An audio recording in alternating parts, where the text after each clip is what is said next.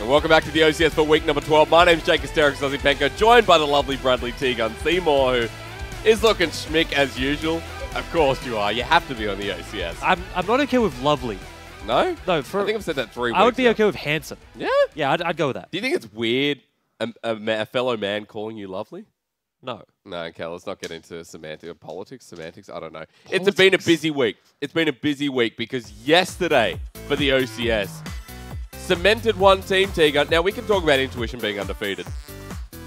Do you want to? Do you want to talk about that match at all? I would say it cemented two teams in different ways. Intuition now cannot be dethroned. Number one team, even if they lose next week. That was a 27-minute game as well. That's how all of their games have went.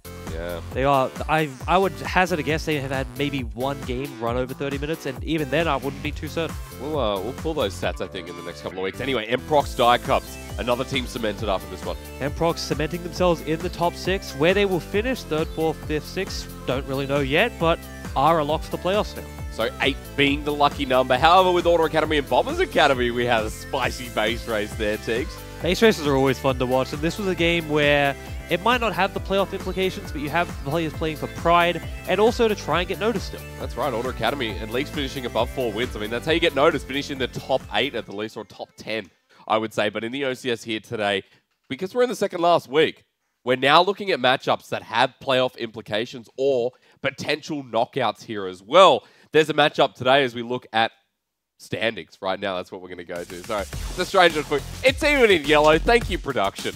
So those are the teams that are guaranteed. Intuition, Chiefs Academy, and Mprox are guaranteed top 6, with Intuition first place no matter what, and Chiefs Academy will secure second. Yep.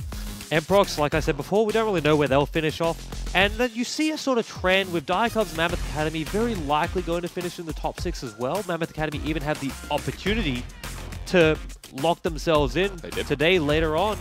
Crimson Gaming, that's the one I really want to talk about, though.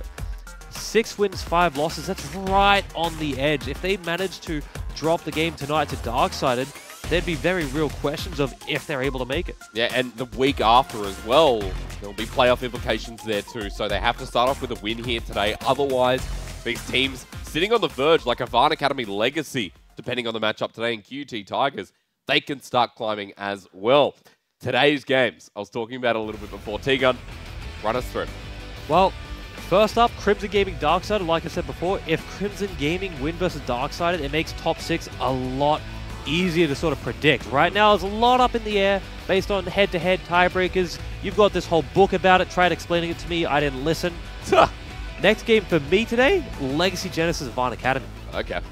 Winner of that game is able to make a run for the top 6. The loser probably done in terms of if they can make it. And in terms of Legacy Genesis, in the last week, they will verse Intuition, so a win here would set them up nicely, but then they have to verse the final boss who has not been defeated, whereas Havana Academy, I believe it's Tectonic Academy in the very last week, so there's a very real chance that Havana Academy can stride for top 6, depending on how the rest of the riffraff go. Yeah, I don't think it's unfair to say Tectonic Academy a much more winnable game than playing against Intuition at this point. So for Havana Academy, much more likely scenario to run for the 6th seed, the 5th seed, whereas Legacy Genesis, yeah, they've started looking better. I will give them the credit. They have been wishy-washy, but at their best, they've looked like a top 3 team in the OCS. Whereas at their worst, they've looked like a bottom 3 team. Well, we'll get there eventually, though, because Havana Academy and Legacy Genesis, a top-tier game today. But we start with a top-tier game, of course, with Darksided taking on Crimson Gaming. Now, there is a bit of a change up here. We've seen Cappy jump into the jungle position over the last couple of weeks, or is it his first week? This is his first week. Or at least he was subbed in this week to play jungle, and I have to say it, and there's no way to say it nicely, it is inexcusable for a team to not just have a core 5 roster by this point. You said it. It's as simple as that. I love that they're bringing in new players, and it's cool to see, you know, the unique style from player to player. But in terms of trying to get results, they're doing themselves no favors. No, they're really not. And when you look at Crimson Gaming, the same roster since the very beginning. Crimson Gaming are one of the first OCS teams to come in to lock their slot in. I remember Crimson Gaming actually bought the spot ages ago and set up that they were going to play OCS. So this team that played together for so long, and now you can see their work has put them in a top 6 potential position. Yeah, if they take down Darksided, I would hazard a guess they'll be there in the playoffs. We have had this sort of top 6 and then the rest for quite a while now with the usual contenders. So it's all about just solidifying that, making sure that they do lock themselves in. And by that point, then you start thinking about who you're playing. Because Intuition and Chiefs Academy, they're already seeded through. That was so quick. We got blessed. While the bands come through, it's all about, whoever you're playing, you assume you're going to win that first game and run into either Chiefs Academy or Intuition. Yep. You have to start prepping for them already. Prep for the best of 3s, prep your picks, and I would hazard a guess you want to be against Chiefs Academy rather than Intuition. That's right, but let's not dwell too far away. We're still in patch 8.14. Yep. We're not into the 8.15 changes, which came out yesterday, I believe. Crimson Gaming, a team that need this win desperately. They cannot be slack here at all. I would say Crimson, they're going to play pretty standard. I would say most likely an ADC bot, 8.15, which will be on in, I would say, either next week or the week after, I'm not too sure. That's when ADCs have made a really big resurgence. Yep. So you'll see teams like Crimson Gaming, the teams that are playing towards the playoff bracket, they will be building to prepare for that patch already. So it's unlikely to see them play Mage's bot side. Darksided, however, I want them to throw the curveball. I want them to be innovators, to be willing to take risks, because if they just try and go into a standard matchup, I would say draft phase, that's not what they want. They need to get some sort of advantage going into the game. With all these roster swaps, with all these changes as well, Arc going back into the mid lane, Frame at topside, Cappy jungle. I mean, now, do we see a team that's relaxed, a team that is out of playoff position? They can be kingmakers to a degree. They can take down Crimson Gaming. Standard bans on the board, though, as we do look across. See Heimerdinger away from Raining. I'd say well. the only unusual ban is the Gnar. Everything else, yeah, like you said, standard, just strong picks. Morgana going off first, unsurprising. I would say most likely counter pick here is something like your Rakan, Shen. Well, obviously no rush to pick it. Even if they do get double banned in support, no problem. You were talking about this backstage, though, to interrupt. So Crimson Gaming first pick Orianna blind. Yep. So you're saying at the moment that's pretty safe, right? It's probably the safest mid-blind pick in the game right now. Which is still interesting. I would say I'm not sure why they're doing it. They obviously want to hide something, probably the bot lane. I have an answer for that. Go for it. Valaris is a clinical. Sorry, I'm just finish your thought and I'll correct you then. Valaris plays a lot of Orianna. A lot of Orianna. Yeah, he does, but again, you're giving up that counter pick. You're happily saying, you're throwing the gauntlet saying, I'm picking this no matter what. What can you do about it? And like I said before, Orianna, it's such a common counter pick and it's the most popular because it's such a good blind pick. People are going to have a lot of practice against it and know what they want to take into it. Would you see Zach coming across, though? Because Zach is a pick that someone like Guts on Intuition would pick up, and it's still quite niche, even in 8.2. Yeah, it's seeing a lot more play stuff, though. It's coming back bit by bit. You see a bit more play style from it. I'm all right with it here. I think that you're not going to see a lot of brawling early on, at least in mid. And anytime you can get away with sort of getting to level 5, level 6 as a Zach without too much happening, you're very happy. Yep. He does have that slow start. The slingshot just has dismal range until you put a couple of points into it. So Sejuani as their jungle, also not that aggressive in your face. I'm going to try and counter jungle constantly pick. Also a favored pick of Scam Diggity. Yeah, I mean, it's not just a favored pick from Scam Diggity. It's been a stock jungle for quite a while now. You have that S tier with Nocturne, Talia. And then from there on, it becomes more stylistic choices. Depends on what you want as a team. Do you want aggressive, invading 2v2 jungles, or do you want something that brings more utility, plays well into the mid game? Well, they're going to make sure that the top side, if you're going to use those utility junglers or those aggressive junglers, that not going to be any tanks up there. Cho'Gath, Mundo take it away. You also see Kennen actually the final ban. So yeah, a bit curious as how we finish off this top side of the map. Crimson Gaming series is not above or beyond or below something like a Rumble. Series isn't below picking anything. No. I think the Wukong hovers time and time again tell us that. Poppy locked in, probably going to go top. I mean, hey, well, they could run something strange Poppy down in bot lane. mid. We've seen it before, Yeah, okay. where you take the mage and the support, and I mean we saw it yesterday with Morgana and Pyke. So not going to solidify it, but most likely the top pick there. And with so many bans up there, Darius, Cho'Gath, wow, Mundo, Kennen, Aatrox, you do have to start going to the second what tiers. do you make of this, though? Jhin is Zeta Resurgence. Stormrazor. Stormrazor being the go-to pick for almost every ADC, and it works quite well for Jhin. I actually thought coming into this patch that, you would see a lot of Jhin, and he's slowly making his way in. Not as impactful as I thought he would, but you see him both internationally and now in the OCS is becoming a favorite pick. I love the Gangplank. That top lane, it's really hard to kill Poppy no matter what you pick, so you pick something that's going to out-farm her, that's going to be difficult for Poppy to lock down. Melee matchup against Gangplank. Leave him up there on his own. Yep. You don't have to gank that. You just say, you know what, do your own thing, farm as best you can. If you get ganked, try and survive.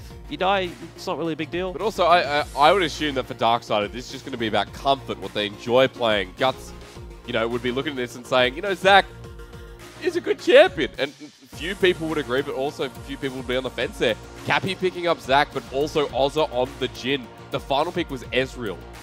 So at the moment, I'm looking at the bottom side of the map and I'm saying Ozza loves Jhin. He lives for Jhin. This dude lives for Jhin. Yeah, Jhin is awesome, but they got a great counter in bot lane in terms of being unkillable. True. How do you lock down either of these champions? You have to go on the Tahm, and the Tahm is able to just sustain so well. Also, looks like he's going to take Cleanse. Tahm is now taking Inspiration to take Unsealed Spellbook more often than not. So you have that utility from him. You'll Cleanse out of the first thing. You swap to the Exhaust if you need it. It's so difficult for anything to happen in that bot lane. So while I agree with you, Ozza did get a pick that he's extremely comfortable with and good on. They can't get that work done in lane that they're going to want to do. They're going to have to roam, go make plays on the neutrals, on Dragon, potentially swap early, go for the Herald, something like that. They can't just sit down in the 2v2. Even though they did get pretty good picks in the Jhin Morgana, you can't just rely on them to win lane. Well, Tegan, I see a Darksided side that could potentially create an upset here. I see a team that is fighting simply for their legacy, simply for their peace in the OCS. And Crimson Gaming, 6-5. If they take a loss here, things could get tricky. We could start looking at the T word later on in the future weeks. Tiebreaker was the word, just in case. What do you think? But there's no why did you say T word? I don't know. It's some people it's taboo. Well, I think it's because you've been asking everybody about it. It's important, Tegan. I agree. I once went through tiebreakers. I think it was Legacy Genesis a couple of years ago. 3 teams in a tiebreaker. And we went through and each team got 1 win. And we had to do it all over again. So maybe that's why I'm asking. But we're not there yet. In Week 12 we begin. Crimson Gaming, Darksided. Let's get to it. Now for Darksided, their whole goal, not just level 1, but heading into, I would say about 5-10 minutes into the game, is be passive. Just relax. Don't try and force anything. Let Crimson make a mistake. You have Gangplank up top who's more than happy to power farm for as long as he can. Zac isn't going to want to get into any real brawls, at least until level 6. LeBlanc will want to roam instead of sit in that mid lane, especially post 6 as well. So your whole goal, get to those spikes. Get to your Zac level 6, get GP level 6, get LeBlanc level 6, and then potentially 4-man bot lane, 5-man bot lane. I think roaming has been a big part, especially when you consider in the OCS, for such an elongated split, we're seeing more synergy from teams than we've ever seen before. Look, T-Gun, let me... Well, so I would agree with every team except Darksided. But they haven't had a core roster. That's what I mean. I mean, you're right. You're right on every other team where, yes, they're having more success. They're building a lot of synergy because they're keeping this stable core roster. They have Darksiders who have they've been trying so hard to find the 5 that they want. And hopefully, this is it. This is the 5 we see next week. But it's just, like I said before, inexcusable to be making so many changes so late into the season. Once they find that core 5, then I agree with you that they can start building that synergy that they so desperately need. Yeah, because Darksided at the moment, again, trying to create upset with Crimson Gaming. And first time really getting a good look at Framer in the top side, going for a pretty passive matchup. But at the moment, remember, Poppy has so much early damage. This is one thing people kind of don't understand about Poopy, is as soon as you go in, you might just die. Series, good flash forward, see you later, as I was saying. The level 2 up top not being respected by Framer. I assume he was just in that mindset where, like you said, melee versus Gangplank, you're generally pretty safe, not going to take too much damage, and gets punished for that arrogance. Doesn't have oranges to save him, flashes a little late. At least they traded flashes, so he has that going for him. He has to TP back to lane. And that is not a great start. I mean, for Gangplank, yeah, whatever, but Well, Poppy will TP back as well, but he'll have the tempo. He'll have the extra buy, so it does suck, but he has to do that. He can't just concede minions. yeah. He has to get back there, get back to just farming. Like I said before, play it passive if you're Darksided. There's no need to take those early risks when you have the comp that scales as well as theirs does. But here comes Cappy, T-Gun, Willaris in a pretty safe position, so Slingshot going to be used anyway. Cappy doesn't even get the rubber glove on him, so away he goes. That's more of a gank of just you have nothing else to do. You're just bored. Well, there's no objectives. You're not going to go up topside yet. You know the other jungler isn't there, so there's no contest. And if Willaris did step a little too low, they can burn a summoner. That being said, we saw just how dismal Zach's level 1 Slingshot is. That's right. It didn't even get to Willaris, and he wasn't even hiding on the other side of the wave. You compared him to Nocturne the other week, and Scam Diggity actually, look at a try buff here. Cappy actually hasn't picked up his blue just yet. He'll be spotted by a Scrying Orb. With all this topside pressure, I'm not too surprised that Scam's just able to walk in. Yeah, you've lost the first blood up top. You've lost priority there. Mid lane, you're also struggling a little bit. Now we see another engage on Series. This time Scam Diggity's coming up, and all those Series might be able to take it himself. Their help, Scam Diggity, not good. Frame up, getting bullied already. Once again, just not paying the required respect. This time, he gets baited in a bit. Series, he looks like he's taking this bad trade, this bad engage, and all of a sudden, when that happens, you have to be asking yourself the question, why is he doing this? Well, it's because Scam Diggy's up there. He's already taken the crab. He poked his head in. We saw him potentially go for the buff. Oh, God, Series. Bit of an outplay there, I dare say. Cappy getting a little bit low. The intention was good, but Poppy able to hold her own weight. Cappy will just react to the farm, and still you can see the advantage of Series Poppy right now. This is something we didn't even talk about pre-game, is how well Poppy does against Zach. Anytime you play against Zach, you want at least one tool to stem his engage.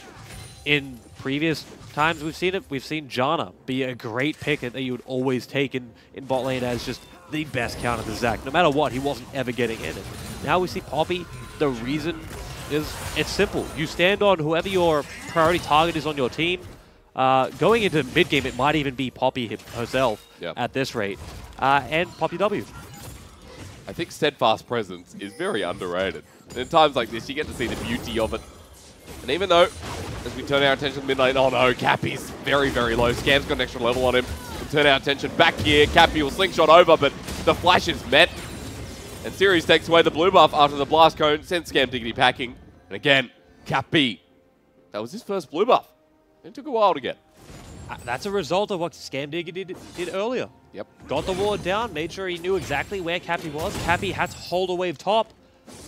And once he gives up that tempo, having to try and rectify the problem that Framer has brought for his team, loses his buff, gets 3 buffed by the Sejuani. And I said before the game that Sejuani generally isn't going to go in and contest everything.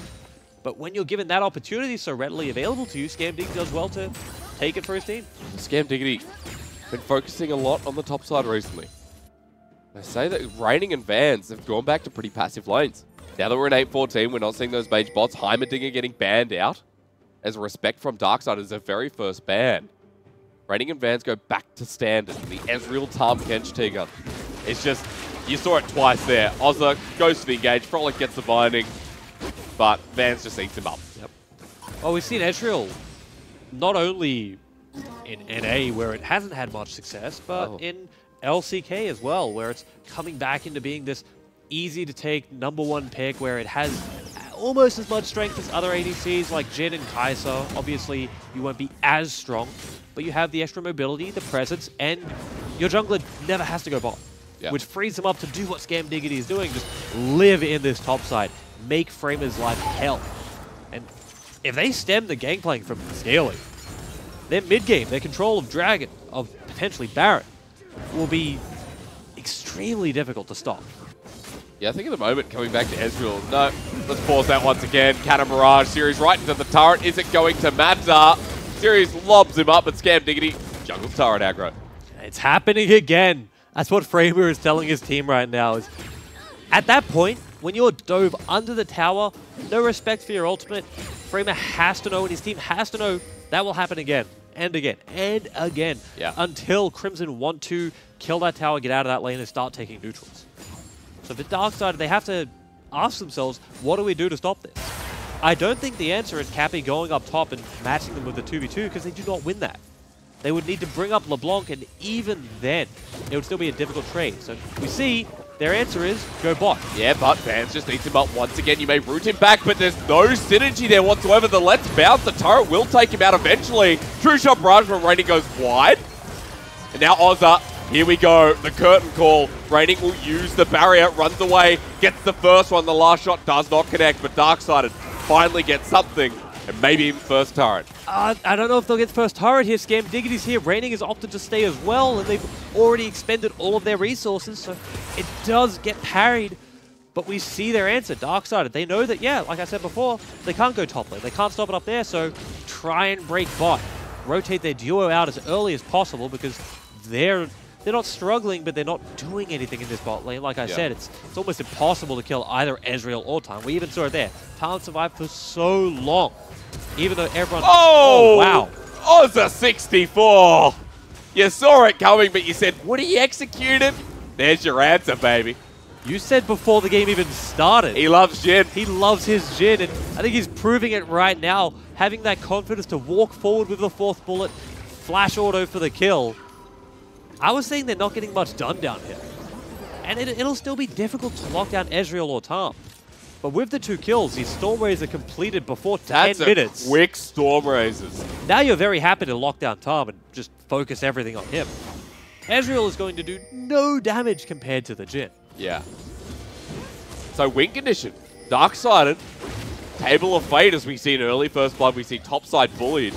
Gangplank is always going to scale. It might get to 50 minutes, but for Darksided, they can delay this out. Your early game's on, and now Cappy going to find the engagement. Willaris, a flash burn. A re-gankable offense. Scam Diggity waiting on the side. He's not going to make a decision just yet. I think we'll see Cappy just sit in this mid lane for a while, keep bullying Willaris. Arc was having a little bit of difficulty here. Orianna just pushing him in over and over again. Now Scam Diggity looking for the gank. A perfect Glacial Prison. The Shockwave deletes him, and that's a synergy we know from Crimson Gaming fans. Hello. He comes mid, and first turret blood going to be secured if Cannon Barrage doesn't take out the minions. But they need to just delay this on Darkseid's side. Look at the bot tower. That is a stiff breeze away from falling, so if they can buy a bit of time, They cannot. they would have got the first turret. However, not able to do so. Crimson do secure the first turret. Darkseid will likely answer pretty soon with his bot lane turret. Tahm Kench, as we saw, altered towards mid, and Ezreal left on his own. So decision making again, Crimson Gaming benefiting them as they walk topside. Once again, Framer being bullied out even more. He has no ulti as well. Orange is not going to save him now. Scam walks past the turret, forces the flash from Framer. Series wants to chase him. Ex-OPL top laner, showing him where the big boys are. The Megaton Hammer sends him away to the Water Temple. And away we go from Crimson. Series gonna live. So I would give the benefit to Framer. Executed perfectly there. Dodged everything. You sure he had to burn his flash, but you survive a 3-man dive. Do you understand what we're doing, T-Gun? We're complimenting Darkseid, and why shouldn't we right now for Arc taking the one-on-one? Shockwave not available. When was the last time we complimented plays from Darkseid? Why do you sound so surprised that I'm throwing out compliments? Because I'm a nice guy. you can be. We went over this. No, we went over that people who say they're a nice guy are not really nice guys. Oh, see, now you've just explained the joke. It's not a joke, T-Gun. I thought it was very serious. Oh, yeah, You that's me. You essentially called me a nutbag on air. Those were your words, not mine. At Darkseid, they finally swapped out of that bot lane duo to top, but they've been mirrored. Back into this 2v2. However, now, like I said before, Ozza with the Stormrazor, there is a lot of kill pressure here. Arc as well. Just runs right really in. Takes deep. too many turret shots. Raining still going to be okay. I would love to see Ozza just pop his ultimate the second Ezreal gets in by Tahm Kench. Sure, you want to save it for the execute. You want to save it for the end of a gank to try and snipe people at the back end of it like we saw in bot side before. But you can use it a little bit like we see how people use Caitlyn ultimate. Zac going really deep here, though. No one else is there. Cappy has the passage debated out, but the Let's Bounce finds two. Ozza deleting them. Cappy finds one. Vans goes golden, but there is no reinforcement, so he is just going to try and waste some time. Cappy splits into Bobblers, but Ozza gets his third. And Darksided, while it is a proactive move, look at mid. They're going to get the mid second here. So I would say for Crimson, they're happy with this trade. But I want to bring it back to top for a second. Scambiggity looking for something, not able to find it. Zach got both Ezreal and Tahm Kench before the Eat got off. Yeah. So he kidnaps both of them. Ezreal is deleted instantly. And yet again, it comes down to this Jhin. The pick that I did not think we would see scale early or be very impactful. Is deleting people. He's picking up kills very easily. Oz's fourth shot with Storm Razors is punishing anyone who comes in.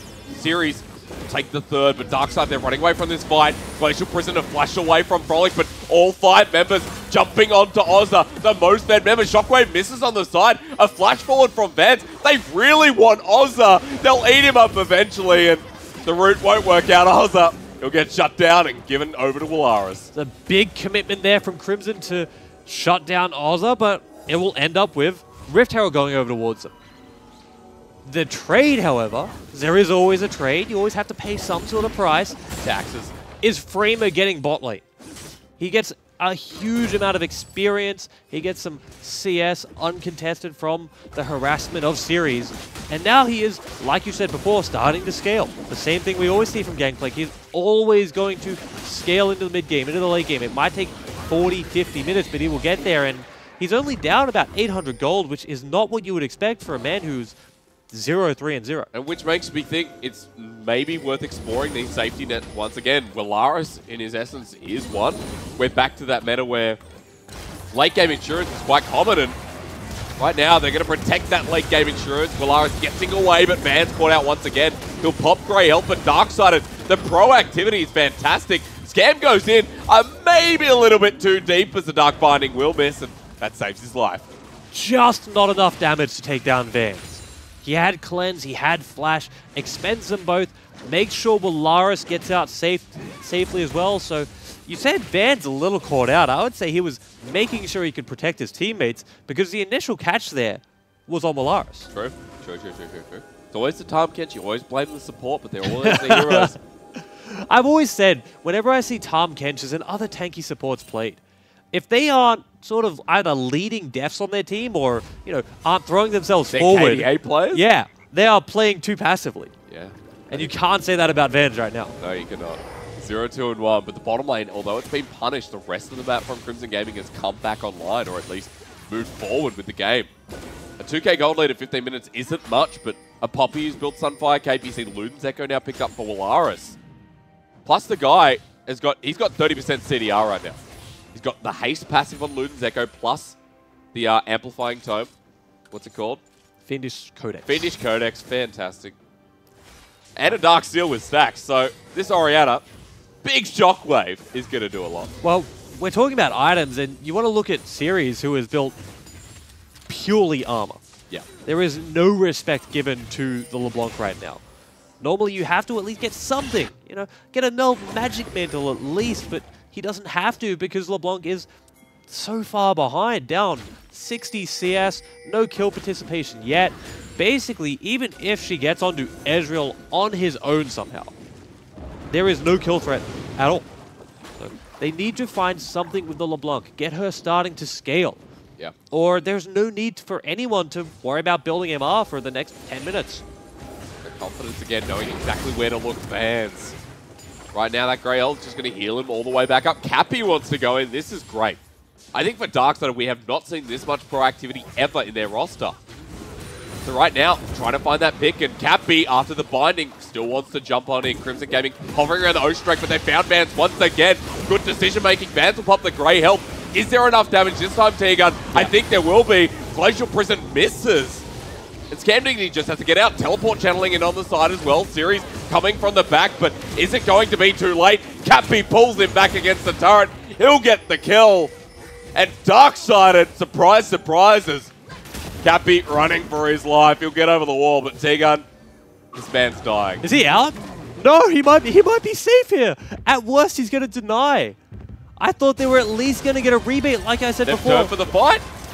And now, Jhin, the curtain call, Series is going to block him and almost sniped out. Darksided win a fight. Darksiders win a fight. Cappy's out! Ozza on the end there with the aim of a Stormtrooper, couldn't hit a thing. Wow. Cappy survives somehow. I said worst case scenario he denies, but they find more people. Only the Tahm Kench was in base to try and slow him down. And you said it before, the proactivity of Darkseid, it's starting to pay off. We hadn't seen it before. They'd always been this timid team, playing reactively, and now here they go, trying to make the picks, getting onto the people with no summoners, like the Tahm Kench. We knew he didn't have Cleanse or Flash, so why not go on him? Yes, generally he's regarded as a tanky member, difficult to take down, but they clearly had the damage. LeBlanc now with a kill and an assist, couple stacks on the Dark Seal, will start to be relevant. Sirius might start rethinking his item choices, given that he's just went pure armor here to deal with the Jhin.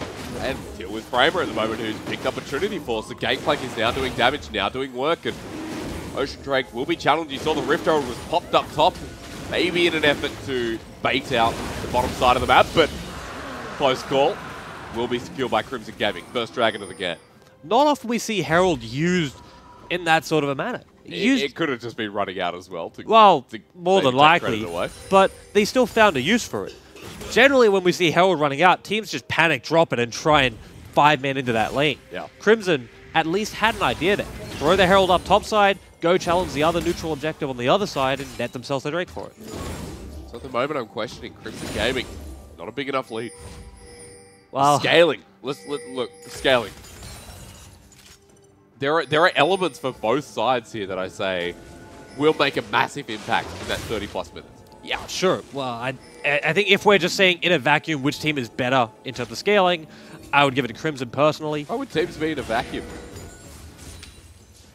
I'm kidding. All right. Terrible person. I just... You know Trigger Seed. You know the ability Trigger Seed. My favorite ability. All right. All right. Sorry. My head's kind of exploding right now. It's all right. Yeah, not just yours. Not just yours. Oh, I'm glad you share my pain. The pick's still being looked at by Frolic, who's getting some of these bindings off, and now Arc actually doing quite a lot. He misses the chain onto Vance, but that's half his health gone. Arc pops over a wall, and someone might die. We're going to see this a lot more, where Darkseid, yes, they're going to look for picks, but a lot of the time they have to go on that Tahm Kench.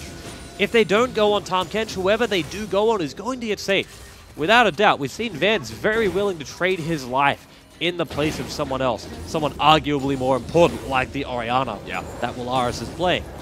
So you'll see Arc going over for that poke, and now with the kill, with the assist, with a little bit more gold on him, Vance, he's going to die so much quicker. Yeah. We saw just there the QW, the chains didn't even land, dropped the Tahm Kench to half health.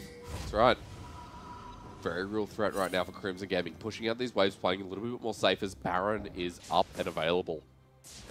Ozza, I don't think we talked about this. Our first Hail of Arrows, considering we're finally seeing Jhin. So we're seeing the new Mastery. New Rune, sorry. And, yeah, I still don't like it. And I think the jury's out on, is it the best one? Is it as good as it should be? It makes sense with anyone probably with Jhin. That's it. Anyone else would be like, Well, yeah, it's as simple as it's good, but is it great? Is it worth picking? Oh, Frolic, hang on. Deleted. picked. Frolic couldn't even get the Black Shield off. Cappy just has to run away, and all that poke damage, Darksided, were not respecting Crimson Gaming. Yep. They were looking for a pick themselves. You saw Frolic go forward, look for a bind, and you were right. No respect paid. The last second recall from Cappy over there. In the side lane, yeah, Sirius is pushing in Framer, but Framer now is more than happy for this situation. He will actually win a all-out 1v1 against Sirius, provided he gets the barrels off, gets the damage down. Was the Cannon Barrage on? I'm not too sure. Upside wave? It might have been the wave, might have been to deter a potential Baron attempt. I mean, you have 20% CDR, so fair enough. Anyway. This is a big moment for Darkseid. I think this cannot be understated. What Darkseid can do in this match can upset the flow for Crimson Gaming. 6-5, remember. Playoffs on the line with not only this game, but the game next week too. Substantial lead still on the Jhin. 2-item power spike now and reigning. The threat is there. The pick potential. He might have Vans, but Vans keeps getting popped. at half health. Again, look at it. Every single time Vans is spotted out by a ward, Arc or Ozza go in, and there's severe consequences. Crimson Gaming positioning is everything.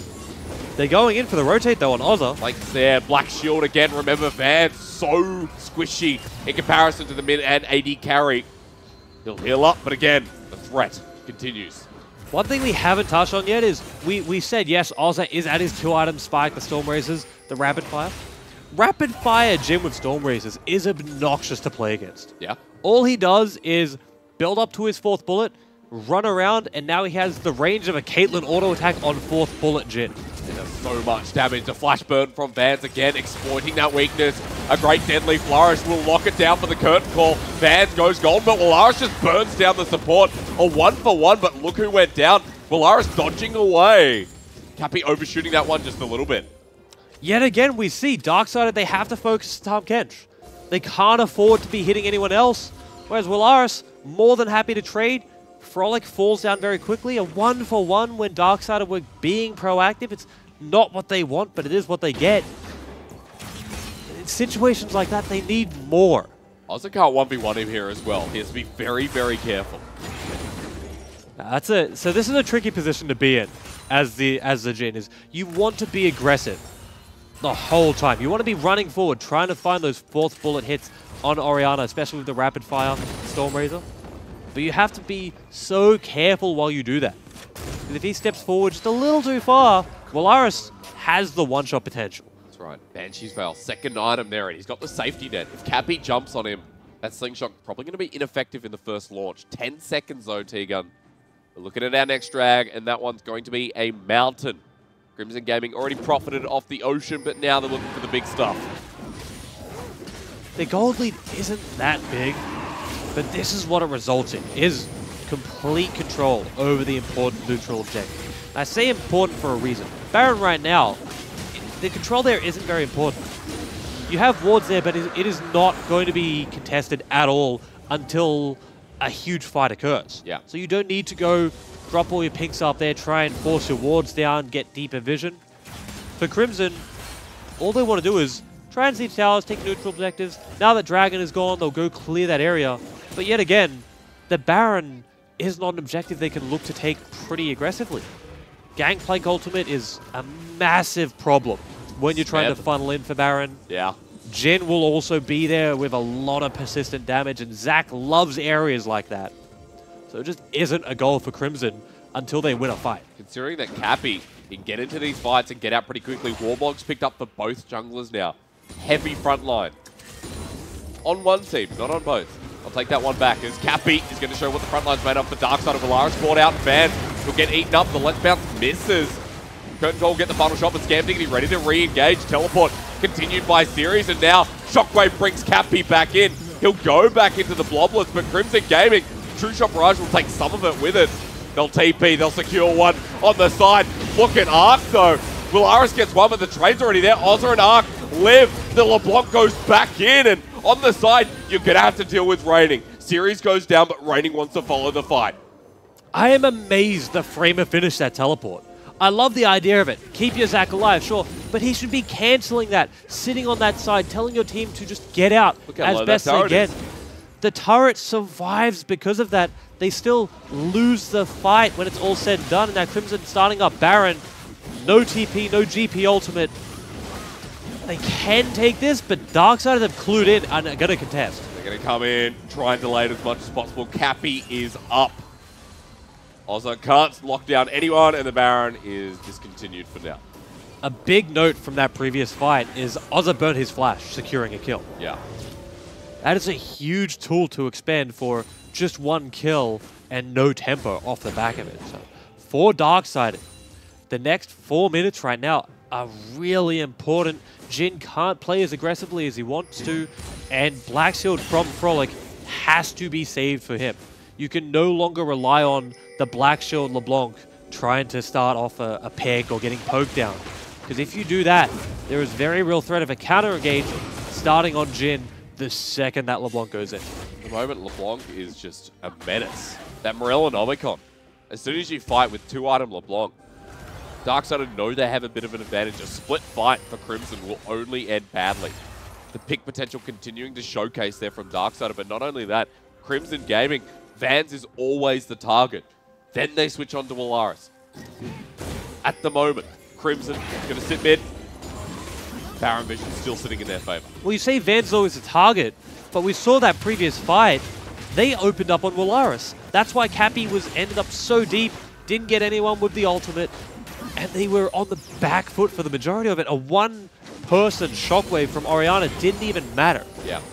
Now, generally, when Orianna only gets one person with a shockwave, unless they get blown up instantly, it's lackluster. In that situation, it was fine. They lock down the Zac, they win the fight because of it. So they need to go back to focusing Vans, like we said earlier. Good vision from Darksider, though, as the collapse was coming through from Crimson Gaming, the sandwich, if you will. They still sit around Baron, the threat very, very real. And at the moment, I feel like we're going to have another full 5-on-5. Well, Darksider, they want to keep priority mid here. Crimson are trying to bait Baron, try and force Darksider into a fight. Darksider are happy to just sit here and prioritize pressure on the turret in mid lane. There's no need for them to run up towards Baron, chase down Crimson. They have the crab there for vision, so they don't have to be really worried about it. And Crimson don't exactly have a very quick Baron. Anyway, 2 pinks there in the mid lane to ensure the ward goes down. Of course. You got to make sure, Tegan. Now, there has to be something to change here. Top lane, a huge wave is crashing into a tower. Bot lane, a wave is about to do the same in 1-2 waves time. And they've all pulled off, apart from a couple. Darksider looking a bit disjointed here as Ark's being jumped on by Series. Ozza goes front row center, but Crimson Gaming, that top wave priority is eventually going to come back. I love what Darksider have done. They've sent Framer bot side. They've said, go get that wave. But they've just destroyed Frolic. The Black Shield was burnt nice and early by Willaris' Shockwave, and as you were talking them up, Tegan, exhaust onto Ozza, they've just collapsed. That is a team in 2 minds. Cappy now caught out as well. Another one bites the dust. Ozza deleting raiding, but he's not dead just yet. He'll almost find Series, but the curtain call is trying to snipe out that backline. Being defended by Scam Diggity, they save a life, and Crimson Gaming come out almost unscathed. We might as well call Scam Diggity Luke Cage because those bullets did nothing to him. Now Ozza almost caught the Ezreal. Just not enough damage. And I was saying before that started, that was a team of 2 minds. They made that decision to send Framer to bot. Concede that mid priority, sort of contest Baron, try and skirt the edges of it. That's hot. Shockwave. Big miss. Too fast. Ozza dancing. That's some BM. I wouldn't do that when you're still 3k down. Yep. Agreed. Agreed. But 30 minutes in, Ozza feeling confident. Hey, he's got an Infinity Edge. That's why. He can pop anyone. So right now, the AD carry, the old Corvidae AD carry, is feeling confident for 1 and 2. I'd say he can pop anyone that is important on Crimson. You have Poppy and Sejuani who, they don't take that much damage from it, but they're not as important targets. They're these persistent tanks who are just there to disrupt. So if Ozza can find the Ezreal or the Orianna, again, that will be huge for Darksider. Well, Crimson Gaming, however, neutral objectives continue to flow as they've got a piece of each apart from a Cloud. 31 minutes in, it's still a team that looks confident as a 5-man unit. Darksider, 2 major carries right now. Willaris might have been caught out, but Frolic, he's still on the back line. The Let's Bounce, he's already deleted it. Raiding has already taken out 1. He's on the side. Also does a bit of damage, but he's getting chased down by the Ezreal. Getting pushed out. Framer now has the flash and the bloblets. Cappy just trying to live. He'll flash out and he slingshots. He even survives. Surviving there is massive, but he has to pull off a miracle here.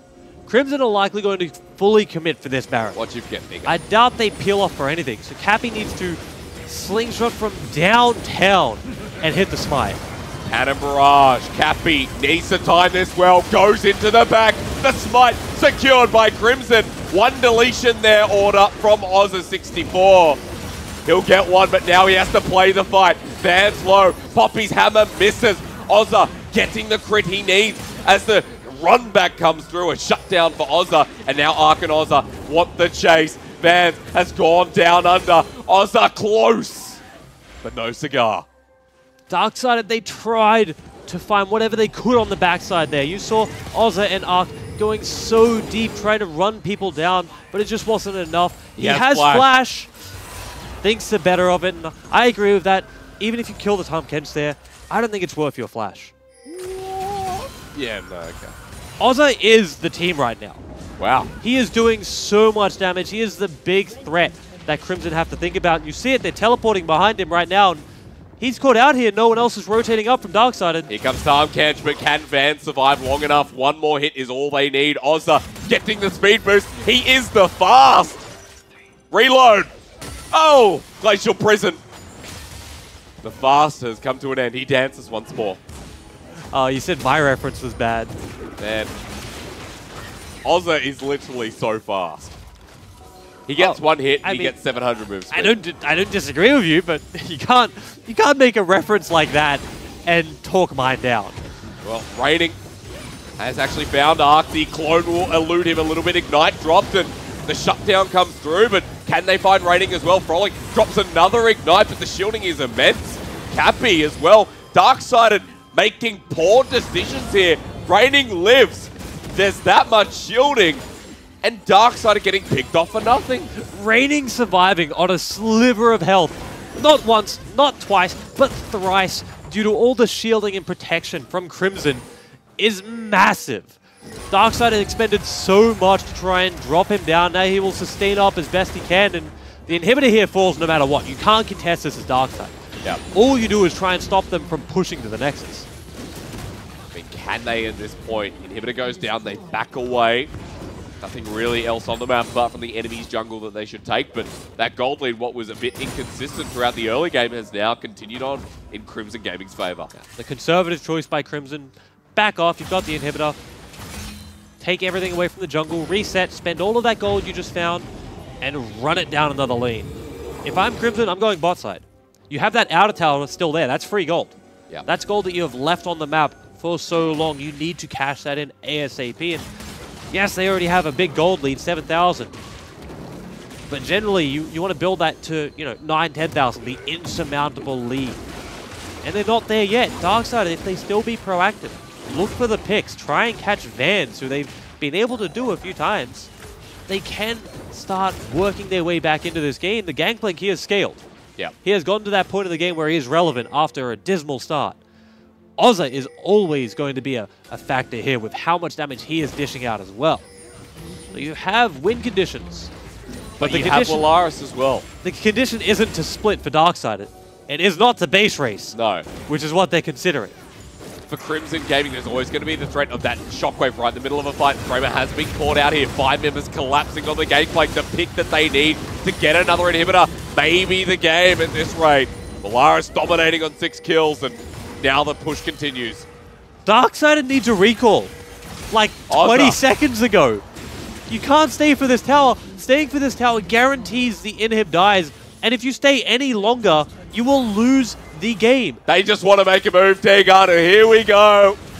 The base race starts. The inhibitor turret goes down on the bottom side of the map. Darksided.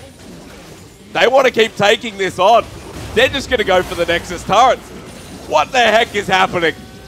Crimson are in two minds like we saw from Darksided earlier. Some people staying, some people recalling. Just the Ezreal remains now, which is enough. It is enough. They've stopped him. They've taken down Ozza, and that could just be it. Darksided make a move. They're getting punished for it, not even letting get back. And at the moment, Raining's just on the Nexus. And for some reason, Crimson Gaming, they deserve that win.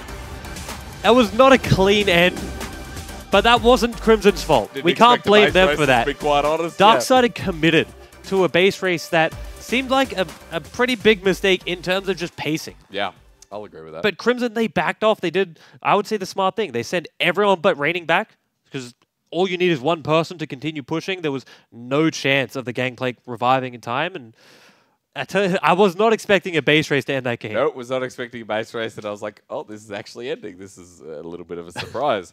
Darksided had some conditions there that they could play to. It was a bit unfortunate that they never got the fight that they wanted. Yeah. I think Ozza playing probably one of the best games we've seen him in this split, considering we haven't seen him much live on the Thursday. But I'll give props to his Jhin there. It looked bloody good. Yeah, I mean, there were redeeming factors there for Darksided, which is not something I've said pretty often. No. They've had some just tough games, and that was not one of them. true. Also, with a big performance, Gangplank came back into that game. He was struggling for quite some time, got back into it, and overall they were looking proactive. They were being aggressive when they needed to. So they're starting to find some synergy, some identity as a team. It's just too late. But then we go back to Crimson and we look at who they're playing through. Again, it's Willaris. Willaris now has Orianna back in the meta. That is a speciality of his.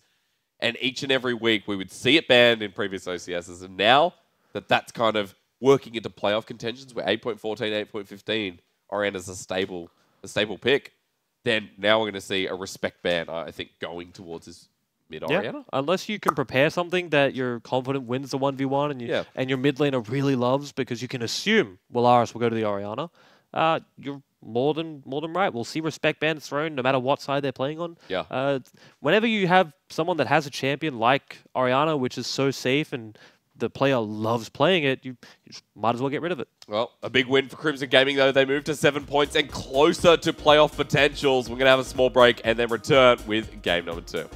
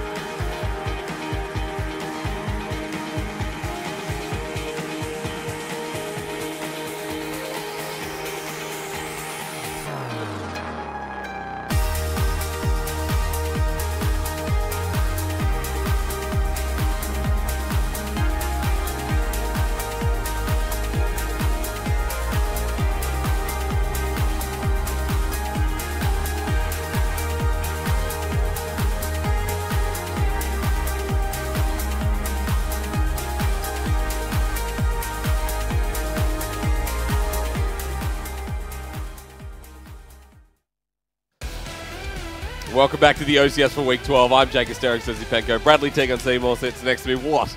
I set my hair up. All right? Is that what you're laughing at? Yeah. No, because it was neat. I tried to do it neat before, but I wanted to flare it up a little bit, especially since this week is an absolute bamboozle, and I'm feeling fully sick. Anyway, today's a pretty good day. Why do I say that, Tegan? I don't know why you say anything. That's a great point, actually.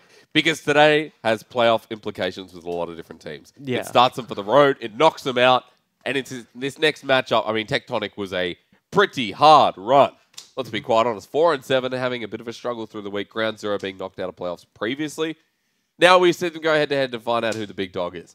Yeah, well, Tectonic Academy, if Crimson had lost, they had ways into the playoffs, but I believe now they are out. Because they cannot get past 6 points. Don't quote me on this, but I'm pretty sure that you now need 7 wins at least to make top 6. We'll find out. Anyway, unlucky. What's good about this game for me, though? Well, for me, we got to look at Ground Zero right now. You go first, yeah. High T has been moved to support. Why? And -10 is in 80 carry. I think it's just Midas. Well, you know. Anyway, it's like Oz 64. You know? Yeah, that's a big question mark for me. We were always singing High T's praises, and he deserved them. He was doing so well. Even when his team was struggling, he was the persistent threat from Ground Zero. And now you've moved him to support. This might be a mind game, mind you. They might just pick him something that ends up carrying the lane anyway and irritates us as the scoreboard looks off. There's probably going to be a brand or something. He needed Vladimir support. On the side of Tectonic Academy, their core 5 shows up. Then Andrew back. You have the expected 5, Frogdog in the top lane we love talking about because he so often ends up as their threat. I believe last week he got Renekton again. Yeah, no, Frogdog absolutely popped off last week. And that Renekton, that's going to have to be kind of a merited ban. I think you always want to you target that to Frogdog by now. I would say, yeah, if you want to send bans his way, that's the first one to go.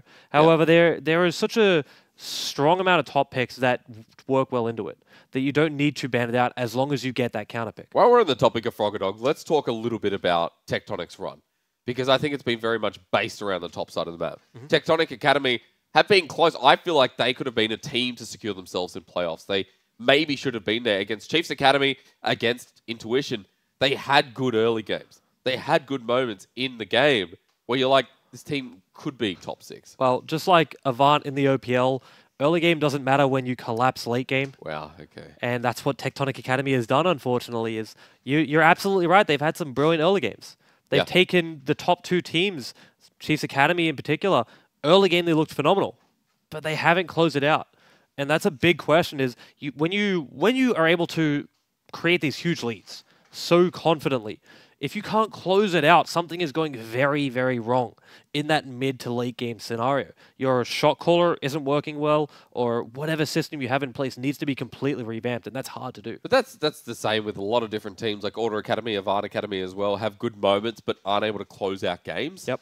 I think they're on a similar page where you have people like Chungy, who's an experienced member, but then the rest of the team are kind of put together with players who haven't played in the competitive scene, or at least the OCS. Yeah, well, where this is a good example. I think this is a very good example. I would say on teams that are academy teams, it makes a lot of sense. You're not trying to build this second team that's going to promote, unless you're Chiefs Academy, of course. You're trying to build this team where you can sort of, for the lack of a better term, farm players. Yeah. Build these substitutes which you can use in the OPL, farm which players, Tectonic Academy did with Andrew. Yeah, they definitely did. I think Tectonic Academy have showcased the best. I look at Zippo and I say, what a player. He's grown from week 1 now to week 12. I'd say he's gotten better and better each week. I say that Zippo now, I would put him as a top tier mid laner in the OCS, above maybe some of the top 6 teams who in their mid laners. Like, that's how confident I am in his performance. I would say it depends on the day. I wouldn't say he's like a lock for it, but there's a good argument to be made. Okay. Again, it comes down to... the same with Frogdog as well. They need to... Well, Frogdog, I would say you'd be pretty safe in locking him up there. Okay. He is the... Well, now that Zippo has come to fruition, I wouldn't say the main threat, but he has generally been their go-to player. Yeah. Whenever he's on passive things, you see a massive shift in their playstyle, whereas when you give him Renekton or a comfortable aggressive pick, you see them play really well. So, still look to see the same thing from Tectonic Academy, just play through the top side. But you're right. Fans. Zippo, now a threat. As we go into game 2, T-Gun, these bans are just incredible. Kindred going to be the first pick, and something a little bit different in priority is Faulkner. Previously Taliyah player. Taliyah was left open. Going to go straight to the Kindred. We've seen this weird disparity in priority for OCS teams. You see Kindred picked instead of the Taliyah. Swain picked up. I mean, Morgana we get in the OCS. Morgana has been top tier, the S tier. But Swain to accompany that instead of something else that, I mean, no. suit. Swain makes a lot of sense with the Morgana. True. Specifically, especially when you have Swain, you want a CC support. Morgana, Thresh, Alistair, something like that. Even Brand works. So it makes sense. That being said, could still beat Swain mid. Wow. I would say, before I even touch on the Kennen, I would say, for me, the surprising thing is people playing a mage bot. This is the teleport nerf, 814. And like I said before, 815 is going even further away from mage's bot. So to see someone still comfortable on it and willing to pick it is surprising for me. Well, that shows in the bans, right? Heimerdinger has been first banned second time in a row, and in 8.14, we still see fiddle nerfs here. Not as much as 8.15, I mean, Coca-Cola's down the drain. 8.14, we've been moving away a little bit from fiddle, but still a big pick priority there, and good to see it once again. That's a real team fight comp from Ground Zero already. Oh, yeah. They have Kindred, Kennen, Fiddlesticks, all these champions just want to go in aggressively, go deep. A team that is good at team fighting, though, I would say is Ground Zero. They don't have successful laning phases. Sure, but when you've given up your plan right now. You've said, we are fighting. As simple as that. That is our goal. That is our win condition. We are going to go in, go aggressive, get in there. Tectonic Academy. Give me a second. Sorry, Tectonic Academy, their whole goal now is to disengage. You see that with the Gragas pick already. You've been to New Zealand recently, have you?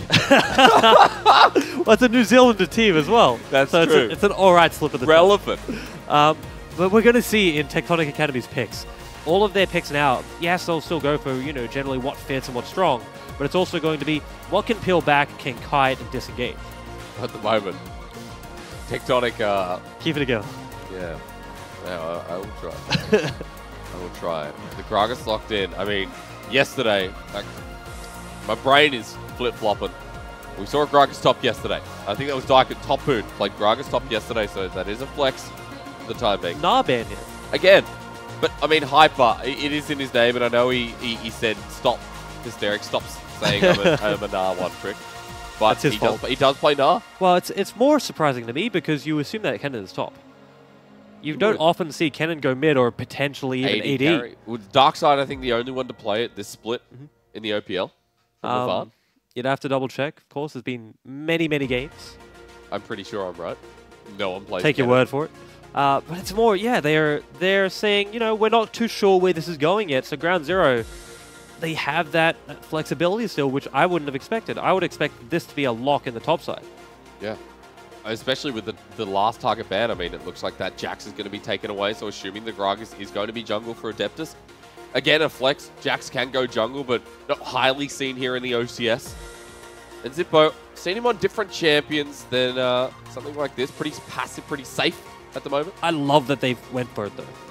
I kind of wish they went Orianna instead. It's a much safer blind, but I love that their pick was the mid laner because this Gragas could still be top. Yeah. I think what they're doing here is looking for matchups where it would be good to send him top, and if they don't find it, send him jungle. Alternatively, send him top and you still have aggressive junglers available. You have Taliyah left. This is a very real hover, T-Gun. You know why? Okay. Okay. We'll see last night in LCK. Yeah. I'm going to go into a story, but that's all right. He's been played twice now. I think so. I think by is it Gen G? No, it's Griffin. Griffin played it last night. I think it's got a 100% win rate after 2 games. You hate to see it. You hate to see it. You hate, but we didn't see it. That's a bit unfortunate. T-Gun, Ground Zero. What the heck is going on with that comp? Well, I'm going to try and place everything. Camille probably in the top side, LeBlanc probably mid, right? Kennen ADC, Kindred jungle, Fiddle support would make the most sense. That being said, we see things go upside down quite often. Yeah, so look, down under. Until it hits the 20-second mark, which is when their champions are locked in. We'll wait. Renekton left open here. And will do extremely well. So will Darius into Camille. But Frogadog, I mean, maybe a little bit of a safer pick in Darius as well. I would say he just prefers the matchup at this point. We've seen him willing to pick Renekton in so many situations. Yeah. So for him to shy away from it has to be he's more confident Darius into Camille will do better.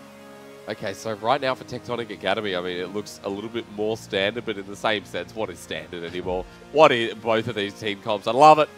A little bit of chaos in each and every direction, but I see the engage. I see Tectonic Academy sending out their own little form of wombo. But having said that, Ground Zero are going to match that quite easily.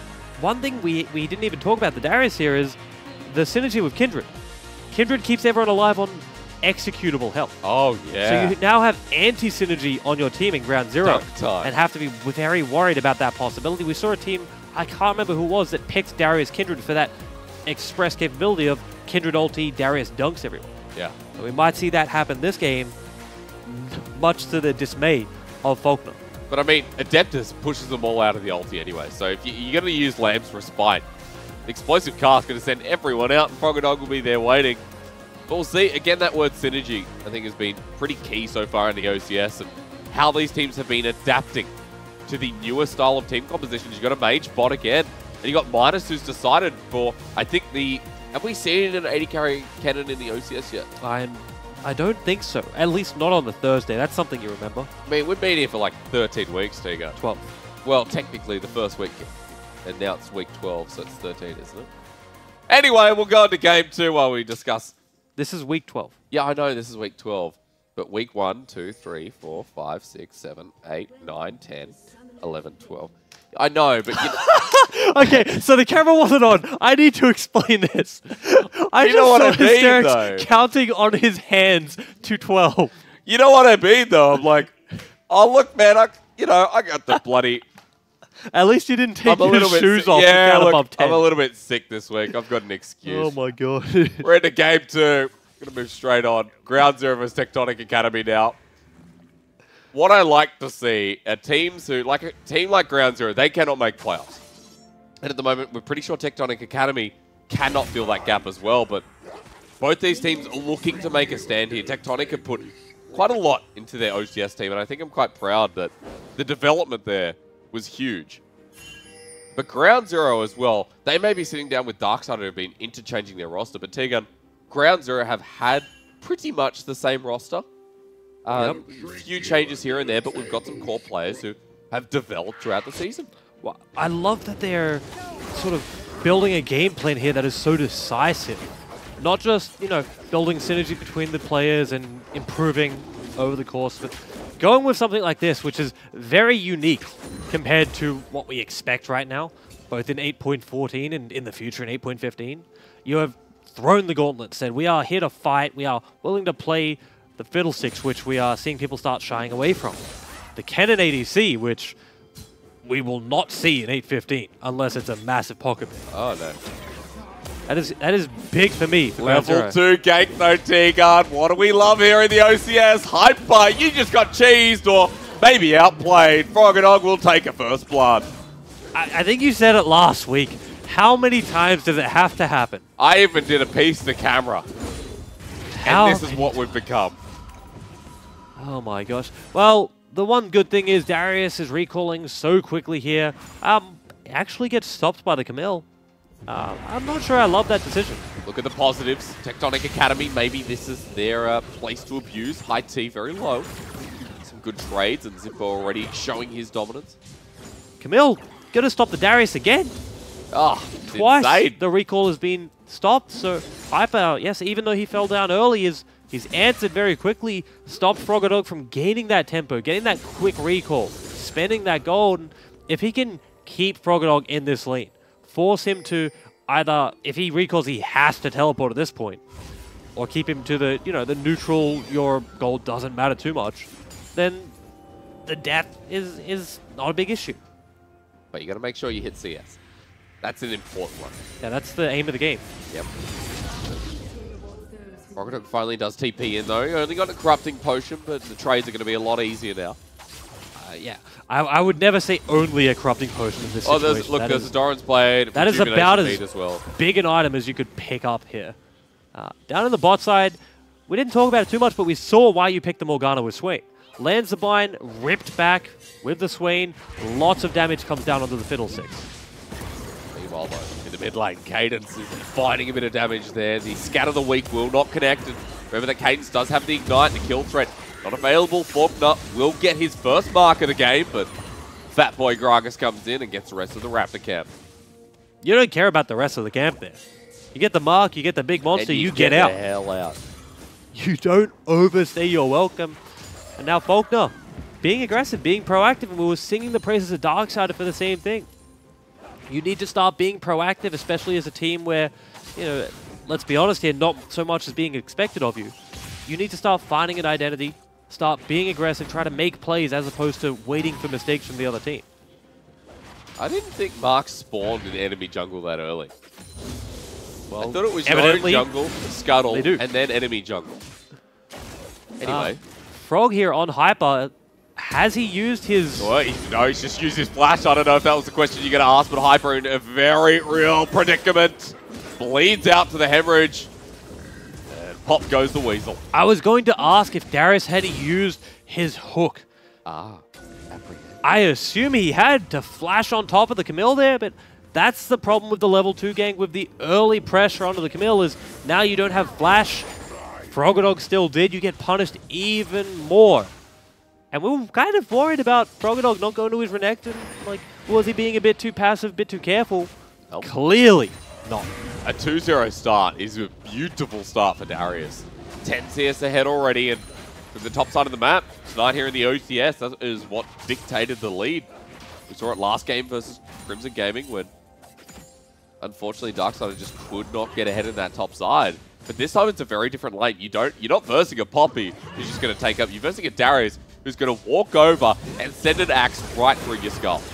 It's also your team comp. You don't want a Darius to get fed. Yeah.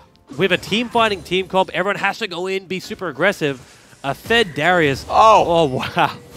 A fed Darius is the worst thing to see. Much like someone walk up and smite your camp, or in this case, the crab away. And that's 96 gold. Cadence forces the flash out, misses the binding, but Zippo summoner down. Ground Zero in the mid lane looks promising, but a flash burn from the bottom lane. Maybe for Ground Zero, the bottom side of the map's their way to go. Cadence did also burn his flash mid, so it was a trade, not the worst thing for Zippo, but now flashless against LeBlanc, you have to be so careful. And that is not what Zippo wants. He has to respect LeBlanc at all times and the Kindred, who will very happily dive him, especially post-6. But what's going on down in the bottom lane? The Dark Wind isn't available. High T looking for the connection. Here comes Kindred. He will jump on the back. Faulkner just walks through the turret. Andrew now the next target, and Midas runs up, gets the stun. Fiddle goes, it's party time, and Faulkner gets a double kill. How well did they juggle the turret just then? Everyone so low. Here comes Adeptus. He has flash, so Midas here Level is 5. probably dead. Midas will be the first target, but they're juggling this well. Once again, Midas is going to get hit, but the trade's so worth it for Ground Zero. Yeah, that was just not enough for Adeptus there. He had to be expecting to get 2, at least, from Ground Zero there. Instead, Midas barely survives to begin with. High T gets the fear off. They kill the Gragas as well. The bottom side for Ground Zero. Big. Is a massive. Is it enough to counteract the top side? Well, now that Faulkner has 3 kills, you'd start thinking, can he influence the top side again, or against the Darius, is it a point of no return? I would say you don't even revisit that top side, though. Best Just use the cut lid. it off. Cut off the lid. Cut off the infected party. Or just come back mid. Hyper has decided to roam. That's going to be his first kill. Tectonic Academy. Their influence across the map is not as widespread. No flash on Zippo, and I said he had to play careful. He wasn't playing careful. Roam down from Hyper, gets the kill. Ground Zero here, a little overextended now. Yeah, Midas going to pop the Slicing Maelstrom anyway. Can he get a kill onto Andrew? No, Demon Flare will save the day. That was close. It was. That was closer than expected. But they were caught a little too far forward, and while they were winning, they didn't get any of the kills on the Cannon or Fiddlesticks, so you can't just pay no respect and expect to win 2v3s. Tectonic Academy answering back. Finally, Gold stabilizes a little bit, but Cadence is walking down alongside Faulkner. Scuttle control still seems to be to Ground Zero. You can see the jungle. Look at that 1k gold lead already. Yeah, but it's also a 1k gold lead in the top. Yeah. On the inverse side. And I would be happier in Tectonic Academy's setup here. Darius with a lead is so threatening to everybody. Kindred, sure, her ganks are going to be massive now, very influential. But Hyper, he has to roam again. He has to go find the Syndra. Go find effectiveness elsewhere because he cannot do it in top. He's 30 CS behind. That kill is great. It's a good bridge for Frogger but unfortunately, you're going to keep building that bridge. Faulkner is stealing this one away. From who? No one, really. Ocean Drake taken. Infernal will be next. I like that is how Faulkner is sort of cashing in his lead, is aggressively pursuing neutral objectives. Ocean Drake will massively help their laners, especially the top side, where Hyper, he can generally get out of Darius's engage, especially now with Flash. He can shy away, take a little bit of a bad trade and get out. With Ocean Drake, he'll be able to sustain through it. And in bot side, High T is going to want to go forward and get a lot of poke down. And now he doesn't have to be too worried about the answer from Anduru and Visionary. High T in a support position. I mean, really, he was playing mages in the bot side anyway, and showcasing just a little bit. First turret rush is going to be the play here for Ground Zero. With Dark Wind, they can push them out just a little bit, but Vision of Empire and the wave clear from both Morgana and the Swain will help delay that a little bit while Rift Herald's being taken in the top side of the map. They need to commit for that tower. You said it was a first tower rush. They're just coming back to the same spot, yeah. They have to commit. They have to know right now, no Darius on the map, no Gragas. Either they're going to be bot side and we're dead, or they're taking a Herald. Well, rooted it up is Faulkner, and he keeps walking over the same control wall. Teleport was actually cancelled by Frogger. Ground Zero, here it comes, Crowstorm. It's a birthday party and a wombo combo at that. Ground Zero take it. Exactly from that to hero. That is the present you don't want on your birthday. Oh no. You looked at, oh, thanks, I guess.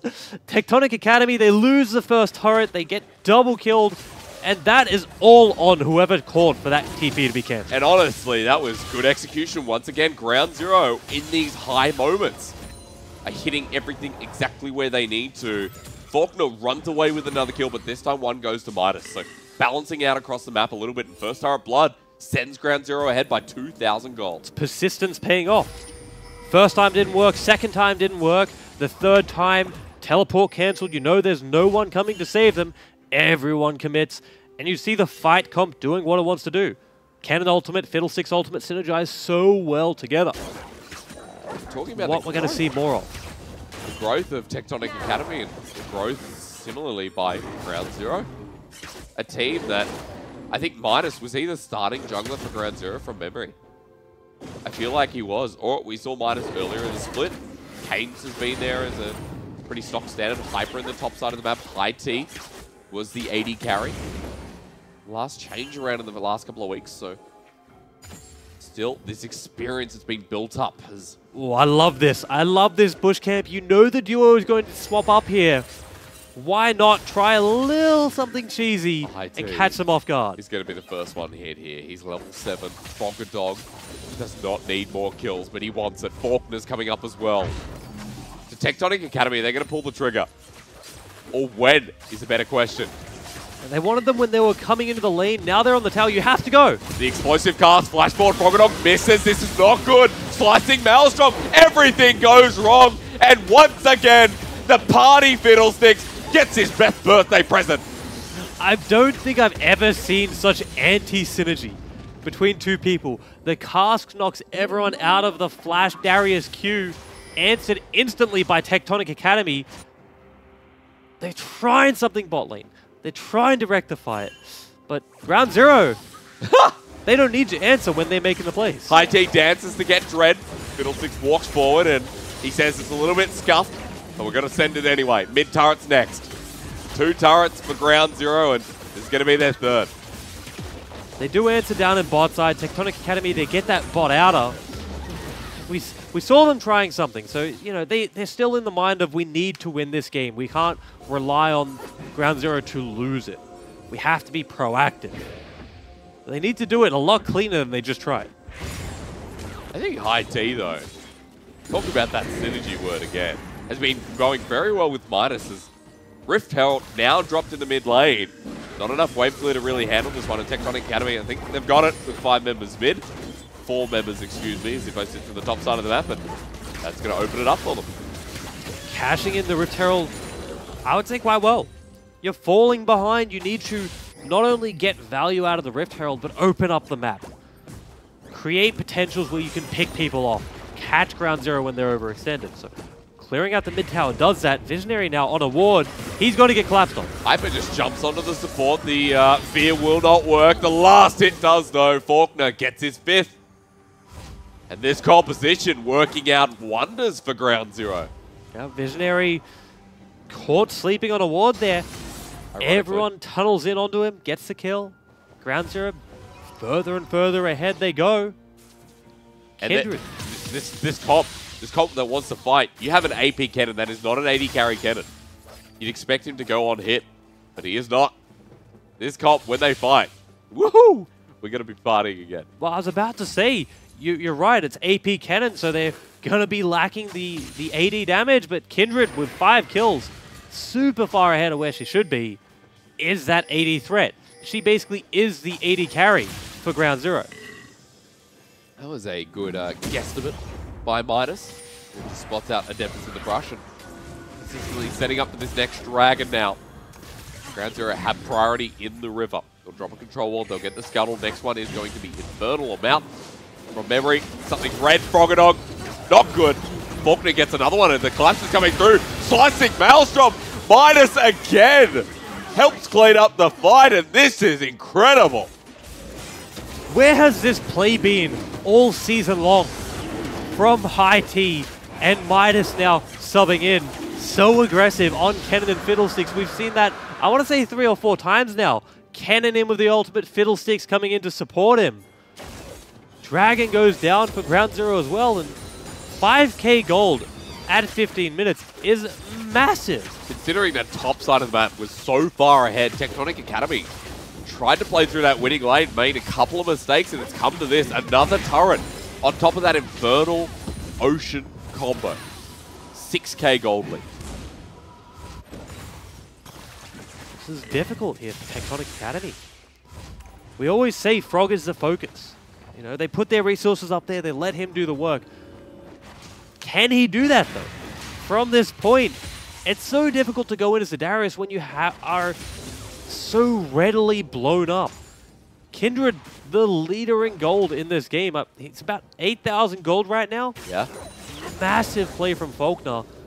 103 CS, and he has not been taxing waves, by the way. You don't want to. You lose minus 10 gold on each mid. I want people to know that that has essentially all been from jungling, from counter jungling, from being aggressive, being in your face, and it's paying off massively.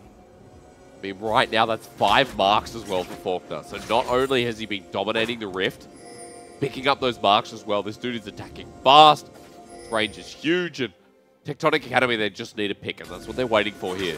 Vision control continuing to grow as Midas might have been caught out. He has to heal Froggadog. Oh, no. He goes golden. Was that the right move? Fiddle comes in for another surprise party. The Slicing Maelstrom even gets one with Lamb's Respite, saving the AD carry there. Ground Zero get a pick. They walk forward. They get another one. And these picks do not stop. They look at Adeptus as well. The Hextech ultimatum and a double kill on the mid laner. I cannot believe how well that went for Ground Zero. I thought Midas was dead. He popped Zhonya's before his ultimate. I thought he was going to be blown up, but he survives just long enough for Kindred to get there, keep him alive. 3 kills there when Tectonic Academy were the proactive ones. And Tectonic, maybe they should be mid here. This is a big question mark. For a game that mattered so much, Hyper just deletes Zippo. He runs back in. Andrew, maybe a little bit caught out as well. But it doesn't matter. They get the turret after the pick, and Ground Zero continue to collapse on Tectonic Academy. How impressive is this from Ground Zero? Up 9,000 gold, both dragons, complete control of the map, and with a fight comp that has so many engaged threats. Camille with such long range, basically a screen away she can get on top of you. LeBlanc as well. And then if you're caught sleeping, Kennen and Fiddlesticks getting on top of your whole team. Tectonic Academy to come back into this, and I have to say it, is a massive long shot. Need to find people on their way to objectives. Because they can't just defend. Because Midas, at the start of this game, let's take a snap back. He was 0-2 in the bot side. He got absolutely destroyed at one point. And then he came all the way back. He's now 3-2-10, 2-item power spike. Especially when Kennen has that Zhonya's. He can sit in the middle of a fight with Slicing Maelstrom and you are screwed. I mean, you say he was behind, but he had the assist. Faulkner was the one picking up the kills. So, That's true. yeah, he wasn't getting fed, but he was still an integral part of the team coming up to this point. Right now, look at Tectonic Academy. All they want is a pick. Relying on Visionary, relying on Adeptus, but around Baron they sit with 55 seconds remaining. Faulkner, if you find him, you are going to die. One hit might be all it takes, but the longer you stay in this fight, Adeptus, the longer you will get hurt. And a 2-level advantage. That's what Faulkner's pushing out right now, and advantages all across the map that continue to grow. This is such a no-win situation for all of Tectonic Academy.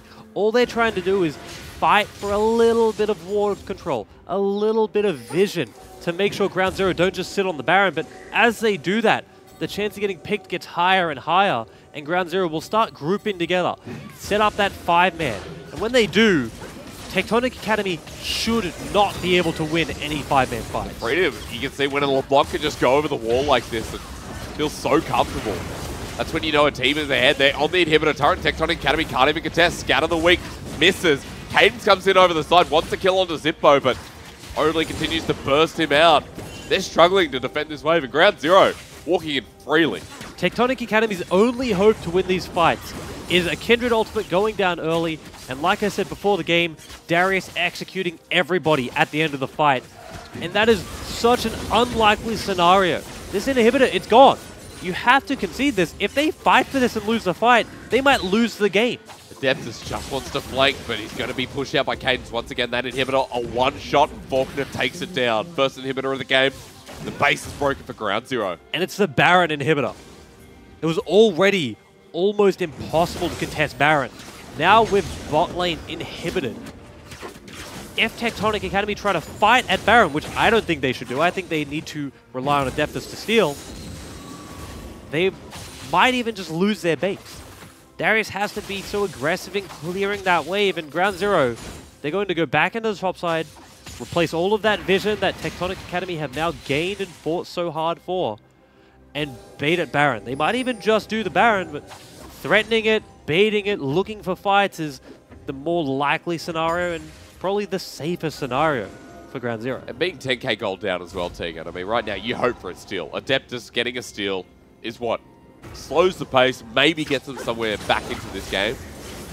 With a Swain down to the bot side, with pick potential on Morgana, Syndra, you go, maybe. What a steal does is change this from a 1% victory to a 5%. Yep. All you're doing is buying time, and right now, time is a valuable resource if you're Tectonic Academy. Oh, wow. Speak of time, great timing there. I think that's more a coincidence for Visionary. But he survives, that's the main thing, as Cadence can see the utmost power that he's dishing out. Hello, Zippo. And again, half health, everyone he comes into contact with. Yeah, accidentally finds Zippo there, just sort of looking for wards, trying to regain their vision. And Visionary right there, when he recalled, when he barely got out, needed to recall to refresh his wards for situations like this where Ground Zero just get on the Baron. And Tectonic Academy nowhere near the Baron right now. Will be blind, they should see some kind of movement, but it's way too late. Baron to Ground Zero. Visionary is like, I'll steal it. It's a little bit too late. He tried his best, but a decision had been made from Tectonic Academy. Clearly they were not going to fight for wards, and they were going to concede the Baron if Ground Zero had started it up. And now they just going to sit in top lane, siege down the turrets, force that 5v5, and Tectonic Academy, like I said, they need the dream scenario for Frog. They need every execute to be hit perfectly and the Kindred ultimate to backfire for Ground Zero, and it's just so unlikely. Such a level difference as well. Kane walks into Visionary, almost pops him down. And that Morgana's out of the fight. That turret, if it wasn't there before, it sure is now. That was through Black Shield as well. Yeah. Visionary survived on, I would say, sub 10 health. Barely skates away with his life. Needs to heal up quickly and get back out here. I don't think Tectonic Academy can concede any more inhibitors. The Scout of the Week's just not hitting anyone as well. Double inhibitor down, mid remaining. Ground Zero taking everything and leaving nothing alive. You leave nothing behind. That's what Ground Zero are doing. 2 inhibitors down now with Baron. Quite a long time left on the Baron as well. Ground Zero going to run it down mid. But this time in a positive way. Yeah. What do you mean this time? Well, generally when you hear run it down mid, It's not the most positive term. yeah. Definitely not. Let's bring it back some repressed memories, to be quite honest. It is Not for a bit. everybody. Yeah. At the moment, you're walking towards 3 items. In Ground Zero, with that item advantage on the board, with everything working in their favor, you say, where was this earlier in the season? They also have everything available. All the flashes up as well. And you're right, where was this? Where was this complete domination? But the confidence. decision-making has just been on point. I think Ground Zero, the confidence walking forward here is just showcasing their potential occasions to continue doing crazy stuff like that. Andrew at half health, much like Morgana we just saw, pretty much out of the fight here. Another wave of Baron. They have to fight on this turret, or they're just conceding the inhibitor and fighting on the Nexus turret. Kaiden sits on his side, tries to burst someone down. Hyper gets bursted, but Midas just jumps in and a complete collapse. Fiddlesticks has another party, and it's his birthday. They'll cry if he wants to, but Tectonic Academy will be the ones crying. How can he keep draining? What? That's crazy, but it doesn't matter anymore. Ground Zero, a great showcase on their second last week. They'll move to 3 points, and although they're out of playoffs, damn, they look pretty good to finish their season. They look in complete control of that game. That's a top 16. There was a small worry about topside there for a little bit. Yeah. But you're right, that is equal with teams like Mammoth Academy, where we see them control games from the beginning to the end. Yeah. If they had found this form earlier, that's what we would be seeing is Ground Zero are a top 6 team, but as it is right now, they're just playing for pride. They're playing to prove that they are worthy of that spot, are able to build themselves up, and you might see teams looking at someone like High T for a spot in, maybe an OPL sub spot, maybe a sub spot on potentially Intuition or Chiefs Academy, someone like that, where he's showing just how good he is. No, not only that, I think there was each individual player there had their role. Hyper probably not having the greatest time in the laning phase, and as a Camille when you're behind, that's kind of like, yeah, all right. Hextech Automated was great, but you're probably going to die before anything happens. Well, he did still find use. He got the roam down in mid lane. So he got out of that bad situation, made something happen elsewhere, and did not get punished for it. The top tower, I don't think it fell. Or if it definitely didn't fall in laning. Yeah. So he was able to get out, be active elsewhere. So yes, big mistake early on, got punished, but still made it work. It's still a good showcase there from Ground Zero. Coming up next, though, we have Legacy Genesis taking on Avant Academy, which is going to be a big one. So don't go anywhere. We'll be back after this.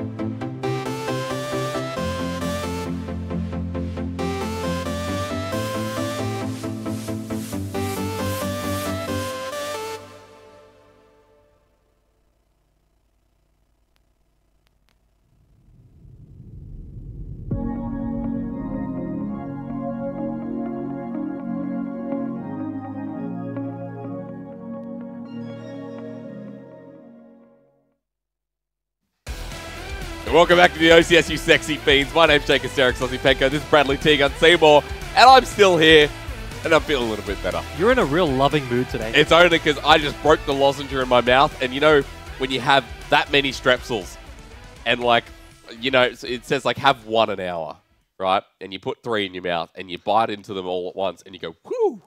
So I'll be like this for about 10 minutes, and then I'll probably be blocked up I think again. this is the least relatable story you've told. And no. You know what? You know how I can relate this? Go. This next game will be an explosion. Oh my god. Because, you know... Okay, Tegan. This next game will be an explosion because Avant Academy and Legacy Genesis, in all seriousness, can still make playoffs. Oh my god. It's so hard to take you seriously. He's right. All right, he is correct. Both teams can make playoffs. A little bit more difficult for Legacy Genesis. They have Intuition next week, so that's a pretty big hill to climb. Whereas Avant Academy, if they win this week, they have Tectonic Academy next week, Which I after believe. which after what we just saw, it's like, well, Tectonic Academy didn't really have... They weren't impressive. They weren't It's as as simple as impressive as Ground Zero. But to be fair as well, Ground Zero played out of their minds. So Yeah. I think we'll be looking at that matchup, depending on how this one goes, as, all right, what happens next week? Either way, it is going to be a hard run for both of these teams, but they have the potential. And then it starts to align a little bit. All it takes is, you know, both these teams, they were wishy-washy early on. Yeah. And they've both progressed, and like you were talking about Ground Zero and Tectonic Academy, they both improved over the season. Did they leave it too late, though? For one of these teams, absolutely they have, because they are going to be knocked out by the end of this game. Yep. So, I can't... But so if- personally, and, you know, you can rip me on this because you love to be the unbiased Mammoth supporter. Yeah. Radio X5. I kind of want Avant Academy to win. You're not meant to say that before we go into a game. I know.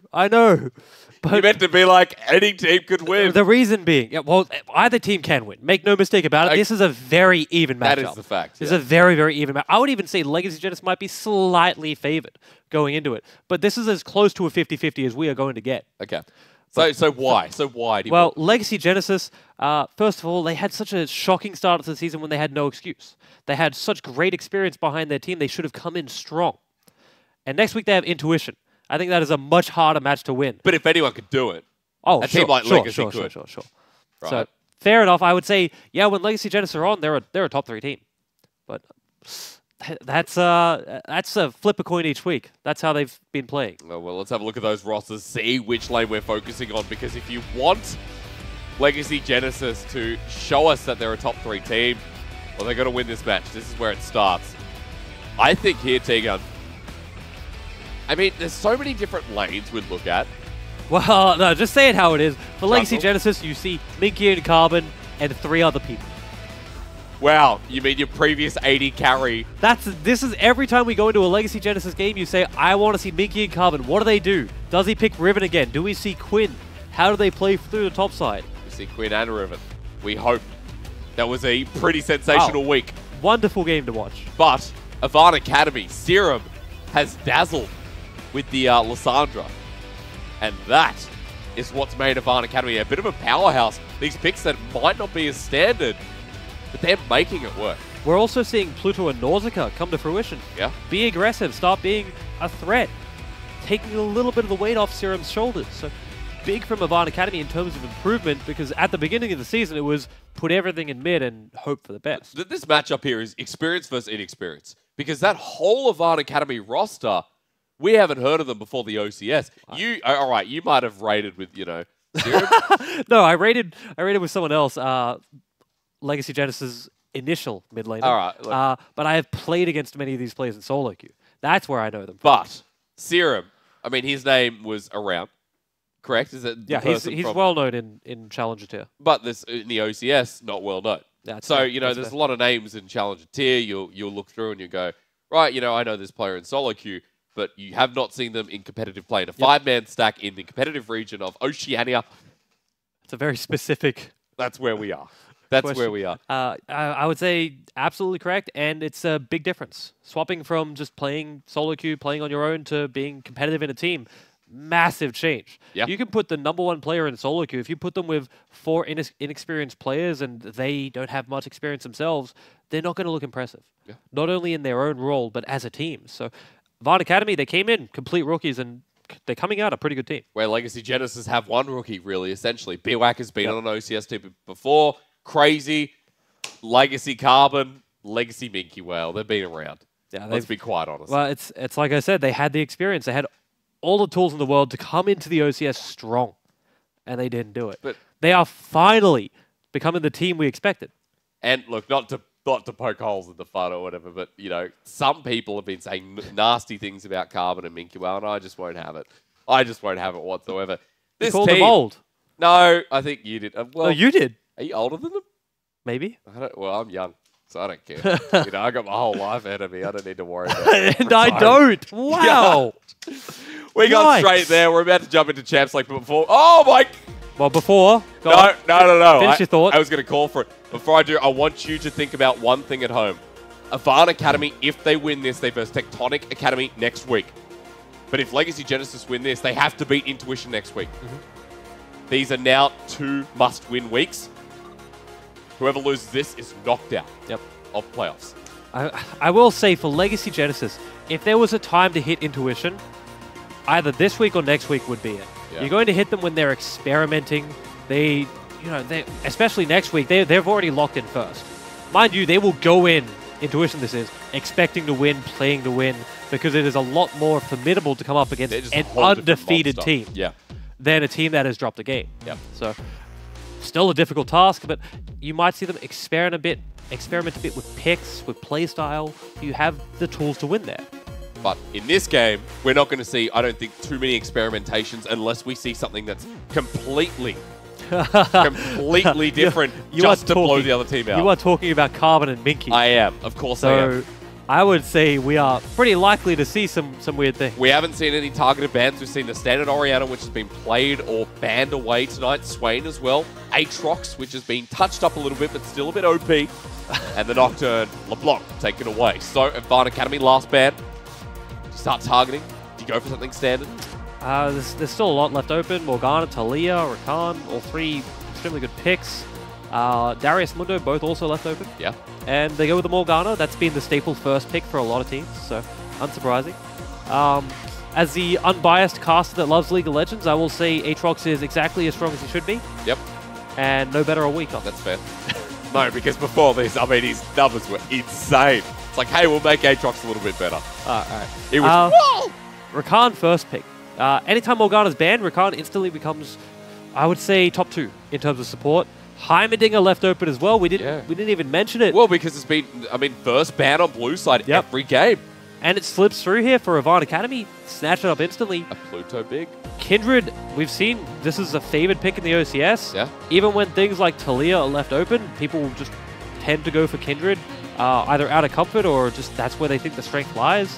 So 2 big picks here for Avon Academy. And Rakan, don't get me wrong, make no mistake about it, it's a great champion. I like it. I'm a fan of it. You give Xayah over as well, so... But you have so many support picks left open.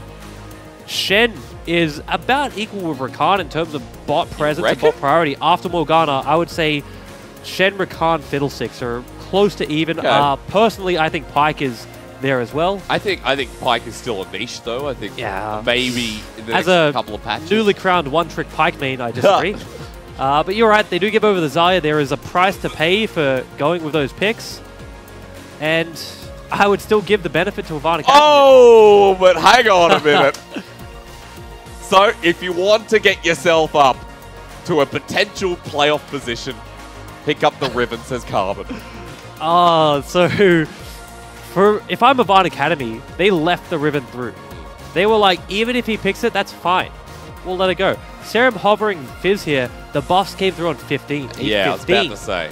Chum the Waters is just disgusting. He would still play it, though. He has played Fizz quite a lot if solo queue, if I'm not mistaken, which I don't think I am. So, even though he's just hovering it right now, I wouldn't be surprised to see them take it in the second rotation. Fiddle is their support, and I was saying before, I think while Rakan is great, you do have that still top tier, upper echelon of supports available. Avon Academy have a very difficult bot lane to deal with. They do, but the Fiddlesticks locked in and getting the strongest power they can for now, and we move to banning away some things that have been rising. Now, Galio in the mid lane, taken away. I love watching Galio at the moment. I mean, he's been rising back in. Wukong banned to 2. That's a solo queue ban if I've ever seen one. Well, it's I can't remember who it was. We saw it a couple of weeks ago, and it just ran wild. Was it Serum? No, maybe. No, maybe it was. I can't remember who it I was. don't know. It must have been, surely. For Legacy Genesis to ban it, they've done their homework. I clearly have not. Don't say that, T. Well, I remember the Wukong game vividly. We see a lot of games. He was just so influential. Clearly why it's been banned out. Technically, we watch more games of the OPL. Not counting best of 3s. More teams, more players. Yeah, I'm not going to make excuses about it. I'm not going to make excuses. No, I appreciate you doing it for me. No worries. Galio Jarvan banned out, Wukong as well. We don't have to fight anymore if I'm there for you. It's perfect. At the end of the split, we started out fighting, almost hit each other, and now we're going to end up being friends. That's definitely not what chat was. That's a stretch. That's not what... Well, okay. Friends is a strong word. Well, all right. Talon's banned away. There's Jarvan as well. And Shen. Okay. Avant Academy just getting power pick after power pick. But... Shen in top, though. Yeah, that's why I was saying but. I still like it. I think it's great for their team comp. You want to build up shields on whoever Legacy Genesis choose to go on because they will be the ones engaging. You have squishy targets, Fiddlesticks and Heimerdinger. Both put out a lot of damage, but don't have a lot of survivability until Fiddles gets the Zonias. Rinse and repeat, baby. It's left open. And repeat. Legacy Genesis styled a couple of weeks ago. What do they go mid? To round out this comp, we've seen that they're willing to put Halo on almost anything. They put him on Ornn, though. I don't want to see them go Ornn here. I would love to see something where he might not be a threat, but he can do things that don't require him to rely on his team. Do you pick up the Yasuo? Or... No. Rise it is. Rightio. Rightio. It's a hard task to pick there because you are getting counted from Avant Academy. I think if you went something like Yasuo, Lissandra would be a slam pick. Oh, yeah. So you have to shy away from it. You have to be very wary of the fact that Serum can play those niche things. I mean, he's not going to play it. Going up against the Rise of Lissandra might not be interesting, but you know what is? Zed. Owo, the only other person to pick up Zed in the OCS. Another rising pick, and Serum slams it down. Tell you what, when Owo picked it up, I wasn't super excited about it because of the counterplay potential. Yeah. Here, Serum has 5 targets to hit with his ultimate. He doesn't care which person he goes on. Someone's dying. They are all going to be assassinated. Yep. It is his pick, and I want to say the main targets for him, as much as he can go on anyone, the main targets, Xayah and Quinn.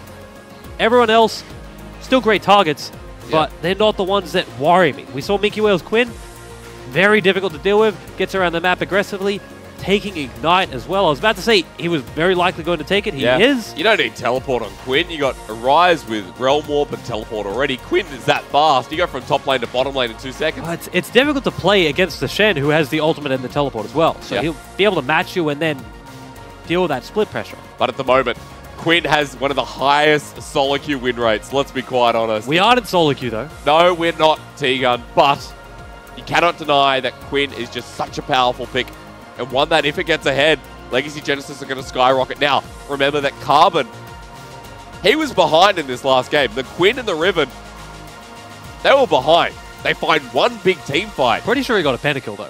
Carbon got a delayed penta. Unofficial. And then Minky Whale got a true penta. Is it going to happen again? Our Legacy Genesis going to take down Avant Academy and shut down their playoff dreams, or Avant Academy going to skyrocket ahead of the experienced roster? What a game to be blessed with. Week 12, where a lot of teams have already solidified their role. You know, be it either in or out of playoffs, you have 2 teams here on the outskirts, able to make their run, timed it to perfection. One team goes home tonight devastated, and the other one has a shot at making the playoff. And I don't think half of the people here would expect Legacy Genesis to, I guess, be in this position. 5 and 6, and Avant Academy equal with them. A team that has got solo queue players, have got people that I have not seen in the OCS before. For Legacy Genesis, a team that has one unexperienced player, but Halo has been proving that he deserves to run with this squad. 5 and 6. Doesn't mean you're out, but they've put themselves in a difficult position, and I'm curious to see how both of these comps interact if we get towards that 30-minute mark, 40-minute mark, because it's going to be one outplay, one pick that changes the face of this game. What is going to be, in my opinion, the most important thing isn't even a laning matchup, is how does Zed deal with Quinn in the mid late game? Yeah. We see Minky on his Quinn previously was a massive threat in the split that wasn't able to just be held on his own.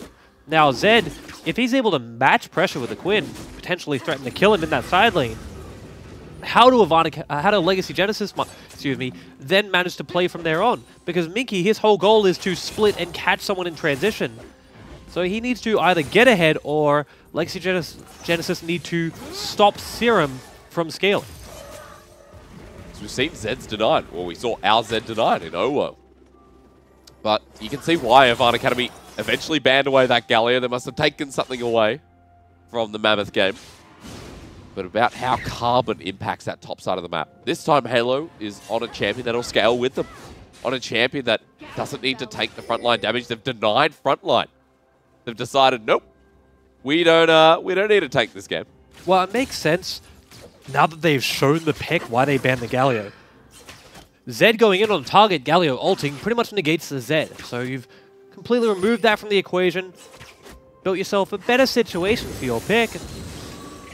That being said, it was such a massive pick, Galio, as a potential because of how Legacy Genesis need to play this. They need to be so aggressive with the Quinn, with the Riven.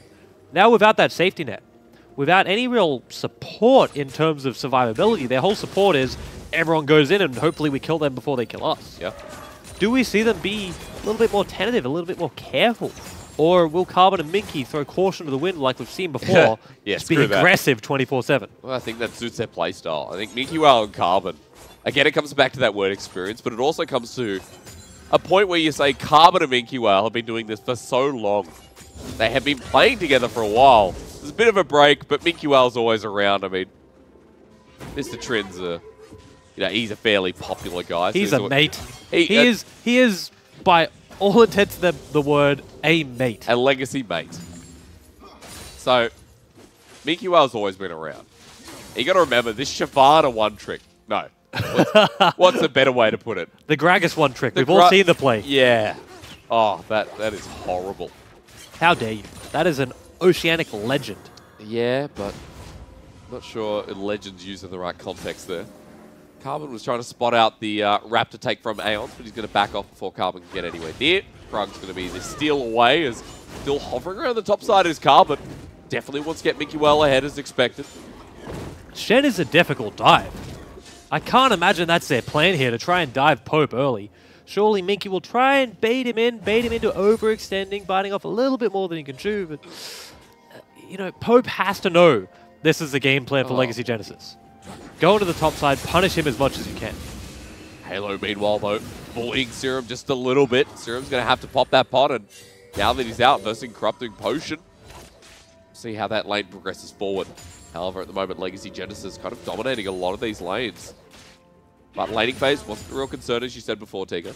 Minky up a little over 20 CS here. Probably a little under that once the farming's done under the tower. But already setting the tone for top lane. Being aggressive, pushing in the Shen, paying little to no respect for where Ions is. The only real respect that's being paid is Carbon's pathing to support Minky Whale. And I can't imagine it gets easier for Shen. The big deal will be Shen's ultimate is likely going to be required at some point during laning phase. And if Minky keeps up this pressure, keeps pushing him in aggressively and chipping at the tower, whenever Shen leaves that lane, first tower blood up top will go down. Yeah, when you consider the response down in the bottom lane, Aeons was down there kind of seeing what Carbon was doing and mirroring that a little bit, but you're not going to get that first turret as quick. And there's probably not going to be a response at that level. But instead, Nausicaa and Pluto able to push this out just a little bit. Mid lane response seems to be the go. I was fully expecting bot lane to go more in favor of Pluto and Nausicaa. They seem to be struggling there. Falling down a little in CS, getting poked a little bit by Crazy and BWAC. Yeah. Now, of course, everyone knows Zyra Khan. Strong, formidable lane opponents in their own right. But Heimerdinger, he rose in popularity so much because of his laning pressure. Because he could 2v3 anyone. Serum going to go in on Halo here. Yeah, look, Halo walks forward and attempt to stop the back, but Carbon comes back in. First blood will go over to Serum. The burn eventually ticks down, and Aeons will not stay to take the final 1-for-1 trade in favor of Avant Academy. Yeah, you get the first blood on the Zed. BWAC taking a lot of damage. That's what we were expecting in bot side. Back to the Zed, though. I said before, how does he match up versus Quinn? Can he handle the side lane? First blood, if he starts scaling a little bit more as well, that question is answered. He almost has a Rage Blade. Sorry, Dust Blade. As he comes to his first back. And oh, they're both blades, same thing. He'll walk straight back to lane anyway. And a tier only picked up by Halo. And you have to say, Halo, his intention was clear there, but wasn't the right move.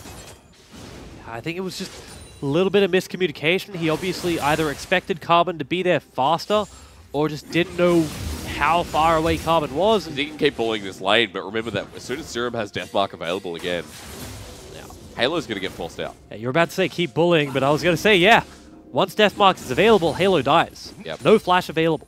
Doesn't matter that Serum doesn't have Ignite. He will be blown up without any tankiness. He just has Tear and a Mana Crystal, no armor. He does have Stopwatch available soon, which will provide a little bit of a respite, but I'm not sure it's enough to deal with the damage that Zed can put out. Especially not, considering that Serum has had pretty good games so far, and him getting an early lead has more often than not, snowballed him into a favorable advantage. Up the top side, continuing to go forward is MinkYue, and look at this CS difference. You'd expect Hope to be behind a little bit, but this is 33 CS. Every time he walks up for a CS, Shen gets hit, and it hurts. Yeah, you say a little bit, and this essentially is a little bit in this matchup. Okay.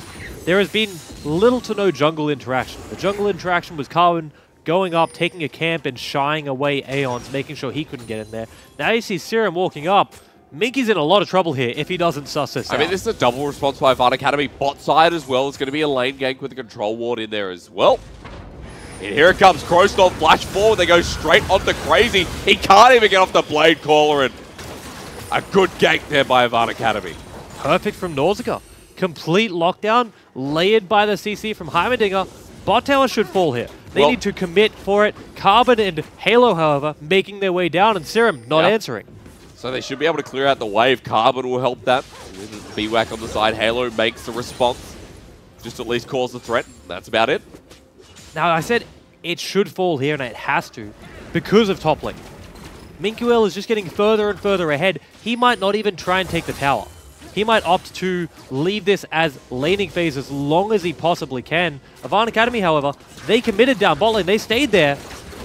So the right call, though, is it, though? The knock-up comes through, and Carbon's in, ready to knock everyone up. The Lamb's respite. He'll hold for a second. Everyone gets low, but he gets a three-man stun. The Stand United coming in a moment too soon. Shut down onto Carbon, a 1-for-1. Serum goes up topside to make sure Minky can't answer with the turret as well. So proactivity from there, from Avant Academy, making sure they are aware. Yes, if Shen gets out of lane, Minky will just push in top, be super aggressive. He's not rotating, doesn't have teleport, likely doesn't want to go mid and try and face Serum there. Serum answers him, Shen will then go back up top, Serum goes back mid. Very smart play there by Avant Academy after a slight mistake down bot, overstaying their welcome. Really, that goal needed to be evened out in Avant Academy. Almost getting that first star of blood, they'll go beyond that. But responses across the map. Zed getting the first blood. It'll net him in that Dustblade when he goes back, but also down in the bottom lane, Heimerdinger, he's almost got his Lunzeka. Now, you said before this game even started that Carbon's last showing on Riven wasn't really impressive until it was. Yeah. You know, he had a slow start. This game, 2 kills early. Are we going to see him just put the team on his back? Or is that just instability on Avant Academy's side being caught by Carbon? Seems like he's going to be super aggressive and start counter-jungling even when... Look at the map. Everyone on Legacy Genesis just recalled. Yeah. And he is in Avant Academy's jungle. I mean, it's a ward coverage again. Legacy Genesis showcase each and every week why warding priority is exactly that. Why it's so Kindred, important. they have no idea Riven's here. Kindred just saw, my walls are gone. My Gromp is gone. Someone has been in my house. And it was Carbon. Nausicaa's like, do I do this? Oh, he does. Oh, he's going. Storm, but Carbon out almost. Dread gives him the movement speed, but a flash burn by the jungler of Legacy Genesis. That is an all-right trade from Avant Academy. The only reason I'm not a huge fan of it, because every time you get a flash you should be happy, is that Nausicaa's ultimate was the turning point for them in bot lane. Yeah. And that's quite a long cooldown at level 1. You've got mobility. Your whole goal is to roam from your lane, be effective elsewhere. Now without ultimate, you can't really do that. Your only threat is walk up fear. That's not a thing. Boy, BWAC. Careful where you stand. Bluto didn't even use ult there.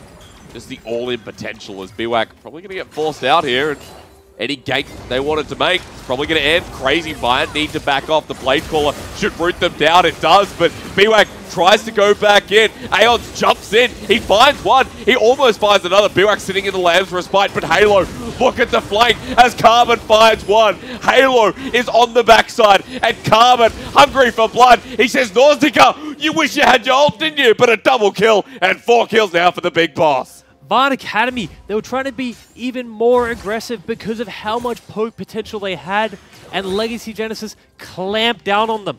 Proactive roam from Halo, and I say it again, I say it so often, is proactivity is what wins you these games. Be aggressive. Don't leave things up to chance. The only reason that was close, mind you, because that should have been a stop for Legacy Genesis there, is because BWAC got caught by a silence right as he tried to engage. So he couldn't get in with his ultimate. And now, Serum going up to top, I don't think they get the kill here. I think they do. The taunt lands perfectly. Mingyu jumps back in, some good kiting around, but Carbon's jumped in again. Mingyu gets the kill, and Serum is in some deep dog do right here. Carbon has to outplay. The shield comes in, Minky gets a double, and the duo's back where they started. An impressive engage there from Avant Academy, it has to be said. That was a great flash taunt. Got everything on the Minky, but nowhere near enough damage. Not enough damage from Serum, and what a great start for the Zed has just backfired. Aeons, if he wants to take this fight, he is going to die. The Ignite, and BWAC lives. Avant Academy, from what was a perfect start, I say it again, it has backfired immensely. This game is just quickly falling apart into disarray, and that benefits Legacy Genesis. Let me tell you, when you have experience, you have cool heads prevailing. Who do you think is going to benefit from a very hectic game where so much is happening? Is it going to be the inexperienced roster, like you said, the 5 rookies, or the team where you have the veteran experience from Carbon and Mikuel, who have been in this exact game so many times? So hungry for kills. Avant Academy keep chasing these up, but at the moment not netting too much, except for Legacy Genesis continue to skyrocket, and it was so close, and now it's a 4K gold lead. All of a sudden at 14 minutes, Carbon has 4 kills, Mikuel has 2. Look at the difference. It's showcased there in the goal. Carbon up massively. We saw the previous game, Kindred being huge. Now you see Carbon and Minky. I said it before the game and you hazed me a little bit about it. Did I? But 2,000 on Minky, 2,500 on Carbon. That is more than the gold lead for Legacy Genesis. For some reason, there are floating swords above Legacy Genesis. I don't know if you noticed that. That's fun. Rift Herald will be taken anyway. I've been noticing that. I'm like, what's going on here? New team logos. I don't think that's their logo, but with Rift Herald being taken anyway, expecting that to be dropped pretty soon. And Crazy BWAC, they sit mid comfortably. Avant Academy head in their hands a little bit, wondering what to do. I think it's going to come down to Serum. You picked the Zed for a reason, to have immense split pressure against whatever Legacy Genesis went with. And right now, that is yet to be seen. He couldn't take down Mingyu when they tried to get it onto him up topside. Now you're in the 1v1 against Halo down bottom. If he isn't able to start generating pressure, winning that side lane, it will get worse and worse for Legacy Genesis because Avant Academy have shown Heimerdinger and Fiddle able to be aggressive wherever they want. Yeah. 2v2, 2v3, they can throw caution to the wind, drop the ultimate turret, and defend themselves. That is their whole goal there.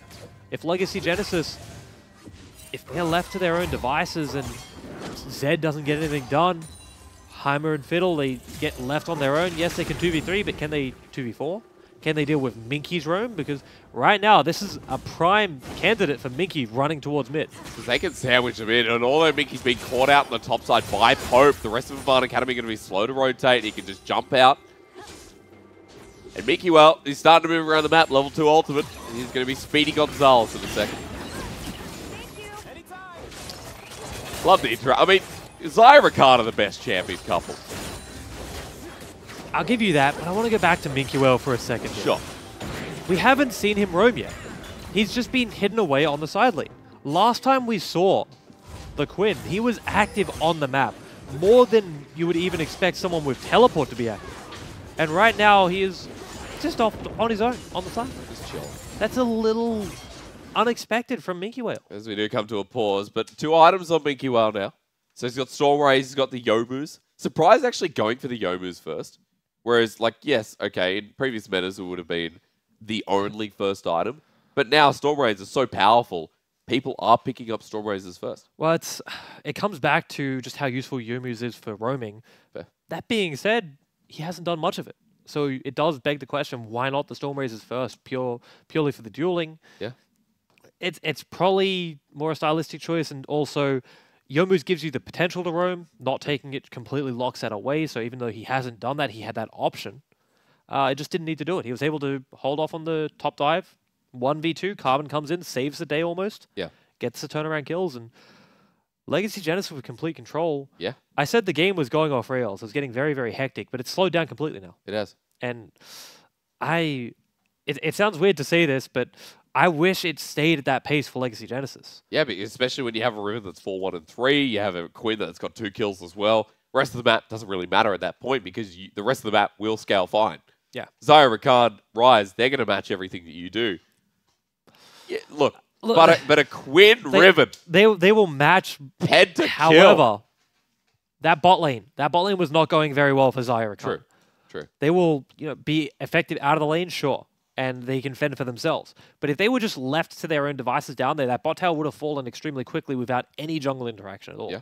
So there did need to be some sort of either gank or roam or something from Legacy Genesis to get them active. They did that, mind you. They had that great collapse with Carbon, with Halo, just roaming down there, making sure that Havana Academy couldn't take the tower without any repercussions. So they were proactive, and they did what I thought they needed to do, which is sort of get people away from that Heimerdinger. Because if you just leave your 2v2 against Heimerdinger Fiddlesticks, that's a mistake on your behalf. Yeah, there has been no kind of like lack of babysitting there from Carbon. Carbon has been focusing that lane all game.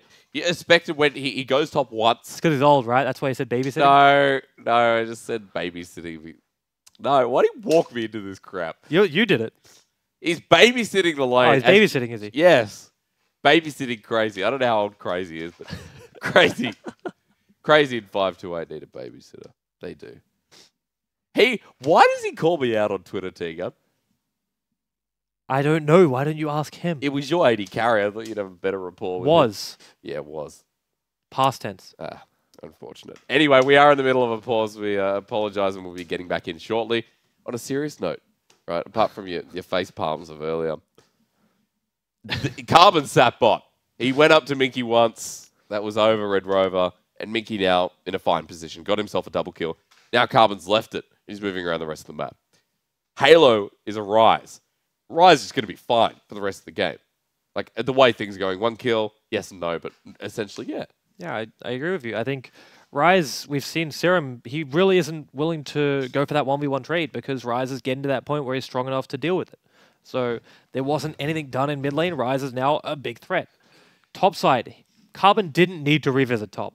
That has to be said. Carbon was up there for the beginning, didn't even gank, made sure there was presence, knew where the enemy jungler was, got some wards out. That was the gank in itself. That's all he needed to do was be there, tell Minky, hey, you can keep pushing, keep doing what you're doing. Yeah. The jungler will not come, I will not come. Because in the 1v1, he's already a massive favorite. We saw it, he built 30 CS lead in, I want to say around 8 minutes, which is massive, mind you. True. 30 CS at that point of the game is generally about a little over half, or a little under half, excuse me, of what you have. So even though he didn't go top, and like you said, he did sit bot, it can't be understated how effective that small time he did spend up top was. So then do we take it back to, at the point of the game right now, the the snowballing is just going to be so huge that it's fine to keep at this pace, which is stabilized a little bit? Or are we, like, you still need to see rapid movement? Well, it's definitely fine to keep it like this. I think in this situation, both teams benefit from it. Yeah. Whereas in the super hectic, everything's happening everywhere on the map, Legacy Genesis would benefit more from it because they had that experience, and they also have a lot of people who can roam quickly. Yeah. And that's weird to say against a Shen comp. Shen, you sort of expect it to be able to help his teammate to get around the map and be more effective than whatever top laner you have. If Minky is the one proactively roaming, then it's fine. You're completely happy with that situation. True. But Avant Academy, their one condition that I always come back to is the fact that they can match this to a degree. If Serum... They haven't shown that this game. All right.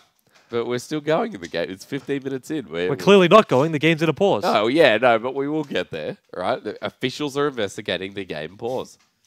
And once the officials have investigated it, we'll be back in the game. However, at the moment, it shows no signs of budging. So I guess we come back to the point of this game. And the point is to make playoffs. Like, that is the pure ramifications of losing this game is you're out of playoffs. Almost every game in the OCS so far. Yes, but now we're at the point where you know if you'll make playoffs or not. Yeah. I mean, like I said, both of these teams, if they win both of their next 2 games, this one included, have a pretty good shot at making playoffs. Legacy Genesis, however, even if they win this game, which it seems like it's going that way, they're up about 5,000 gold right now, they have Intuition next week. How do you go into next week with a positive mindset? With a Quinn, with an Ornn mid? That's how you do it. Just go complete. Guts will be like, what the hell am I versing? Yeah, and then he's going to probably win the game. Oh, okay. Maybe. Intuition. Do you think that Intuition aren't massive favorites there? They are massive favorites. They are 12-0. But Legacy Genesis 11 are full of surprises. Right? As shown in this game again, people would be like, oh, they might pick Riven or Quinn. They might not. It's such an important game as we jump back in. You question their picks here. Not because of what they are, but because of they've done it before. Have other teams kind of read into this? I would say that other teams have read into it, and Avant Academy had said it's not that big of a deal. Now, should they have paid more respect to it? Clearly, because they picked the Shen into this matchup. They basically said, yeah, let's do this. They knew it's not a good matchup, and they haven't done anything about it. 70 CS now for Minky Whale, soon going to be the Flame Horizon. Shen needs to be active on the map, and he's not doing that yet. Yeah, because they're having an absolute ball at the moment, and that's Legacy Genesis. Rift Herald gets a free charge, and although Carbon is feared, that Herald won't get the turret for now, but a bit of damage as Minky Whale joins the fight. Yeah, not getting the turret with Herald there, that's a mistake in my eyes. Anytime you drop Herald, you need instant gratification from it. Be it a turret, a neutral objective, which we saw earlier, being dropped to take control of Dragon.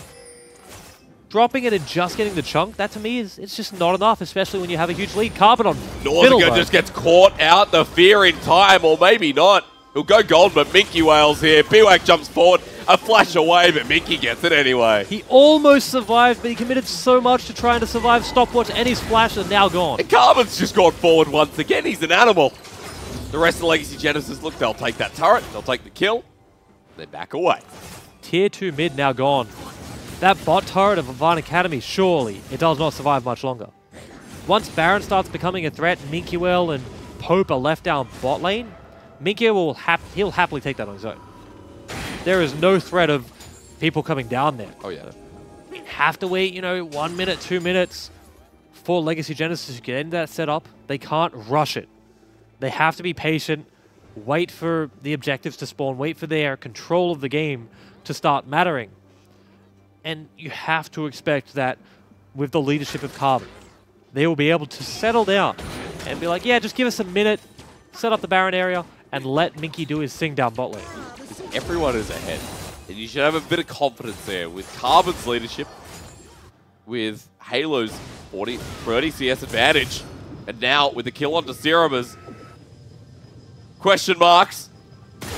That was the pause. I guess that was the pause, ladies and gentlemen. So we're going to get back into it. Serum, back to Minky. Now back over. Serum flashes away. Pope, actually, the Stand United comes through. And bit of a resetting here as Minky Whale ready to jump onto Pope. The Shadow Dash over the wall. No fight comes forward. Minky Whale there, caught out a bit by Serum. Crazy now. Nausicaa goes in straight with the ultimate, but a good outplay. Crazy. Nausicaa takes all the turret shots in the world. And Crazy, what a great Featherstorm. No stopwatch. No flash. No kill. Well, you speak of that, Pluto just runs forward, has to flash away from Halo. The turrets almost kill him. Also caught out Minky Whale. The crit. The Storm Razor crit. And now Baron instantly started up. They do this very quick with the Quinn.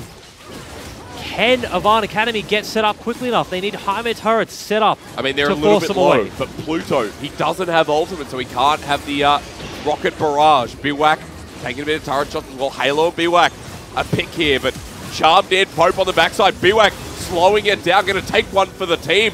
Pope goes back in. The Shed confident, but he'll just give his life as well. That was brilliant there from Bwak. That was the reason Baron went down and Pope died, was all Bwak. Yeah. Now, yes, I'm biased. I'm a support player, so I'm going to sing him praises anyway. Sure. But right there, throws his life away. Just to stall out Avant Academy, make sure they can't all get in for the fight. Pope is left disjointed from the remaining two members. Baron for Legacy Genesis, 8,000 gold lead, and in the split game, Minky wins no matter who goes there. Oh, yeah. I believe right now he would kill Serum. Oh. At worst, he trades lives. I feel like at this point in time, Pope's dead. Oh, for sure. 100%. Pope can barely hold to the tower, and with Baron's minions, the towers are going to start crumbling very I quickly. mean, look at that. He's almost 4,000 gold ahead. Minky Well moving on to his third item. I feel like next back he'll just buy it outright. If he gets kills in towers, sure. Opinion, do you think it's stupid that Quinn's ult has her face on it? What do you mean? When Quinn presses her ult, it has her face. Just for a split second. I feel like you don't play enough Quinn. definitely do not. There, you see there? Okay, I see what you mean. Valor. No, it's fine. Alright. Okay, thank you. That's all I needed, a bit of an opinion. The Infernal, though, great timing for Legacy Genesis. They're 10k gold ahead. Now, with that Baron buff, they pick up an Infernal and Minky Well. Wow. Oh, Lord Serum, run for your life. Avant Academy, and I've said it before, need to be proactive here. They can't sit here and let Legacy Genesis siege up with Baron minions, because they will slowly bleed out and lose the game. It is that simple. You cannot sit back and try and defend. You need to find people in transition. Find a pick. Find a fight. Because in situations like this, Legacy Genesis, they have no pressure on them. They will take down all the standing gold on the map, all of the towers, and then just slowly poke you out. We saw Minky Whale's damage is pretty significant right now. I mean, look at this. Even Halo is 3 levels up on Pope. The rise is still huge. And he's been such an unknown factor because it's been about Minky Well and Carbon. Crazy and Bwak have had their share of action as well, but Halo's just been progressing forward. The rest of Legacy Genesis, all that standing gold is falling down as that tier 2 in the top lane means that we only have inhibitor turrets left remaining, and Zero has to be careful here. Now is where Legacy Genesis need to commit to the 1-3-1. Heimerdinger is all right in these situations when he can set up all of his turrets and defend one objective. If Legacy Genesis correctly threaten all 3 objectives, Heimerdinger's usefulness goes significantly down. And that's what they're doing. They're setting up for the 1-3-1. In the 3 situation, though, in the mid lane, with Bwak, Crazy, and Carbon, they need to be passive while they're sieging. Simply go forward when Avant Academy over-rotate. Don't try and force things. Let Minky Well and Halo do that, because they are your focal points. Right now, Minky Well actually taking a bit of damage against Pope, but that's going to be responded pretty quickly. He still wins from there. Look, the 1-3-1, so dangerous right now from Legacy Genesis, as you said. The first inhibitor turret goes down by Halo, and the rest soon to fall. It looks like Serum will clear that way, but another one is shortly coming. Halo has Zonius and Archangels ready. There is no threat from Serum of killing him right now. He will happily take that 1v1. That's probably the best lane on Legacy Genesis' side to see Zed in. It's the one lane where Zed doesn't have a lot of kill pressure. Can't really commit. So you're very happy with that lane allocation. However, Legacy Genesis, they do the conservative, the smart thing, back off, spend all of that standing gold they had on every member. Minky Well now with the 3 items, Guardian Angel, now he is no longer a viable target for Serum either. Yeah. It's whittling down. You just have, realistically, Rakan and Rivet. If you go on the Zarya, you burn her ultimate, and while that's a nice trade, it is not what you need on the side of Avant Academy. That's true. I mean, Bwak right now, I see that as pretty much the option. Because if you go in on Carbon, he stuns as soon as you're out of it. Carbon's going to get the timing right. And it's going to be all over Red Rover once again. Mickey Whale, such a threat. He has Flame Horizon Pope. And even in the mid lane, Halo's 50 CS ahead. Everyone is just winning. He was struggling early too. He was. He has come back into this game, not a hint that he was down early. And he is now as problematic for Avan Academy as Mickey Well is. The Quinn Riven composition. It makes its return in such a big way here. Minky Well finally getting in that inhibitor turret. You can see why. Avan Academy, they're just being squeezed out. The life is being squeezed out of them. So patient from Legacy Genesis. Yeah.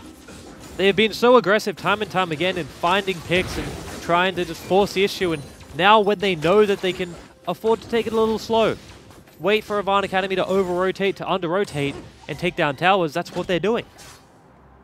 Minky Well can just jump in as well. Pope, if he stands too close to the fire, he's going to get burnt. Minky Well's 3 levels ahead. Level 3 ultimate is so fast. He just leaves the wave, come back. Leaves the wave, comes back. He is being more patient than you would expect. Oh, yeah. At least from someone expecting how Minky Well plays. He's never really committing on the Shen. Just getting poke damage, making sure that he's slowly pushing him away and trying to draw more people from Avan Academy to him so Halo can do this. As long as their mid lane backs off, which they do, inhibitors will start Avan Academy have been stale like this for 3 minutes and they try to make a move, but it's one-on-one. Halo will go gold. Remember, the Sarath actually being burned and flashes away from the Shuriken. He'll back off, and Legacy Genesis might not get what they want from that fight, but still wasting the time of Avan Academy. Yeah. You just look at down bot lane, Minky Well now drawing more people as well, so the mid tower going to take a little bit more damage if Crazy opts to walk up and start putting it out. Halo teleports back, good as new. Yeah. However, without the Zhonyas, without the Archangels, he has to pay more respect to the Zed. It's no longer walk forward, try and draw that pressure. Now he is simply there to assert pressure when people go to Minky Well. But having said or go that, to the trio. Now he's an item and a half up. He just went out and bought a flat Morellonomicon, or at least just upgraded it from the orb. So Halo's got 3 items. Zed now just gets his Yomus along the Hex Drinker sitting there, so we'll see. Serum might get burst a little bit quicker. Level 3 Realm Warp, or level 2, technically. One item choice we haven't spoken about, and I actually really like this from Legacy Genesis. Everyone but BWAC has Mercs. Yeah. They are paying a lot of respect to the Fiddlesticks Engage, to that Flash Fear potential, or even the Shen, to the Taunt potential. I mean, also to the Heimerdinger, it makes sense. I would have preferred BWAC have them as well.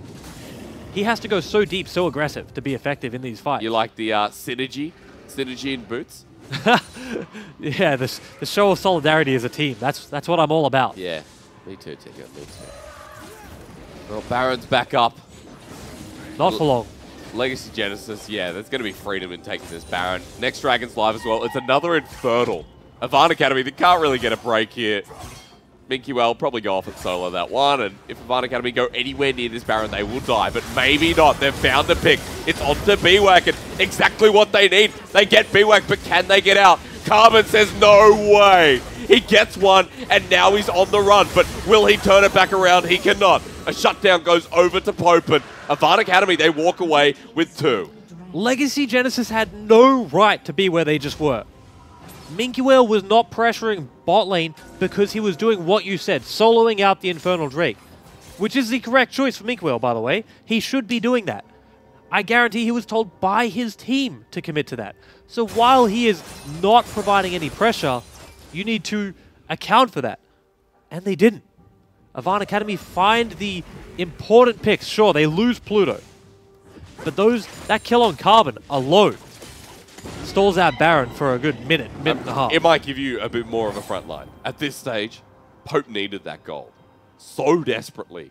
He's almost going to get double Flame Horizon in this game. Sure, it's 130 CS ahead, but Minky Well just does not stop. And right now for Avan Academy, it's a bit of a reprieve, but it's still a 15k gold deficit. And 2 Infernals. And 2 That Infernals. This is why I hate Elemental Drakes, is because in games like this, where you're already at such a disadvantage, the Infernals they just provide such a almost hidden amount to it as well for Legacy Genesis.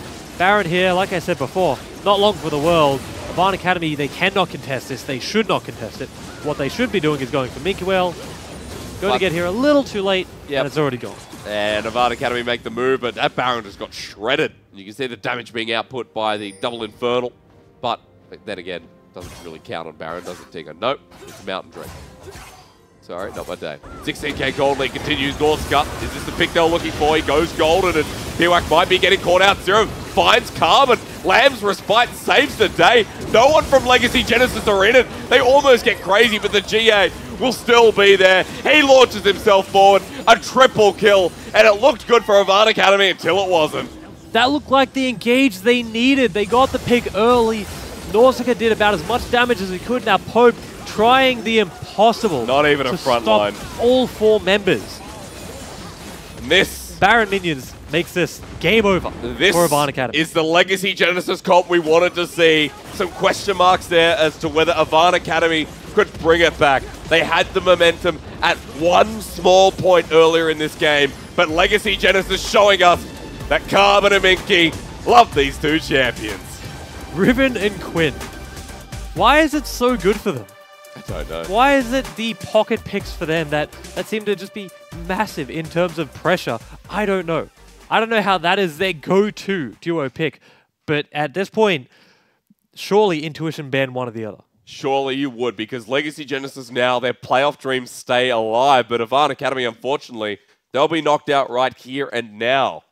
So, a little bit unfortunate, but I mean, a complete shutout when you look at Legacy Genesis' performance there. Yeah, this is the Legacy Genesis that we were expecting coming into the split. Like I said, when they are on form, when they play well, they are a top 3 team.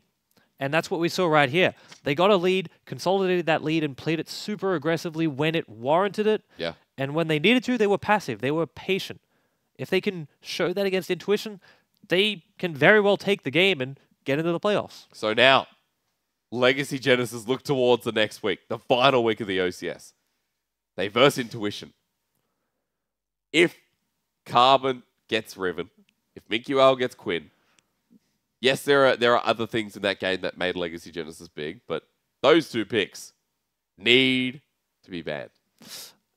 I say you ban one. I agree. Maybe one. I fully agree in that you should respect ban one of them. Simply just put them on something that they haven't shown so much prowess on. True. But even if they do get both those picks, the game isn't over. Intuition are just such incredible opponents. They are undefeated for a reason. So Legacy Genesis, they need a great draft. A lot of teams, when they go into draft, especially the better teams, like this is something that Direwolves would probably say is, if they get onto the map with a 50-50 chance of winning, their draft is great. They're more than happy. That's fair. Going into this game against Intuition, Legacy Genesis, they need 60-40. They need to win draft going into it. So that's next week. However, Avant Academy getting knocked out, a little bit unfortunate, but Legacy Genesis pushing ahead. Our next game will also decide a playoff position. It's Mammoth Academy and Chiefs Academy, and see if Mammoth can rise to the task.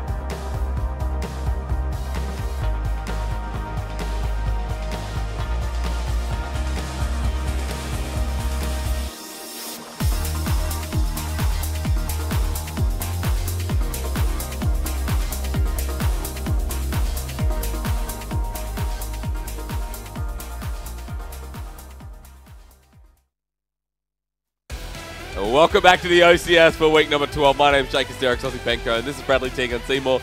That was a thumbs up for That was a Carbon, yeah. after a Legacy Genesis astounding win. But now we move on to something that's just as serious. Mammoth Academy take on Chiefs Academy.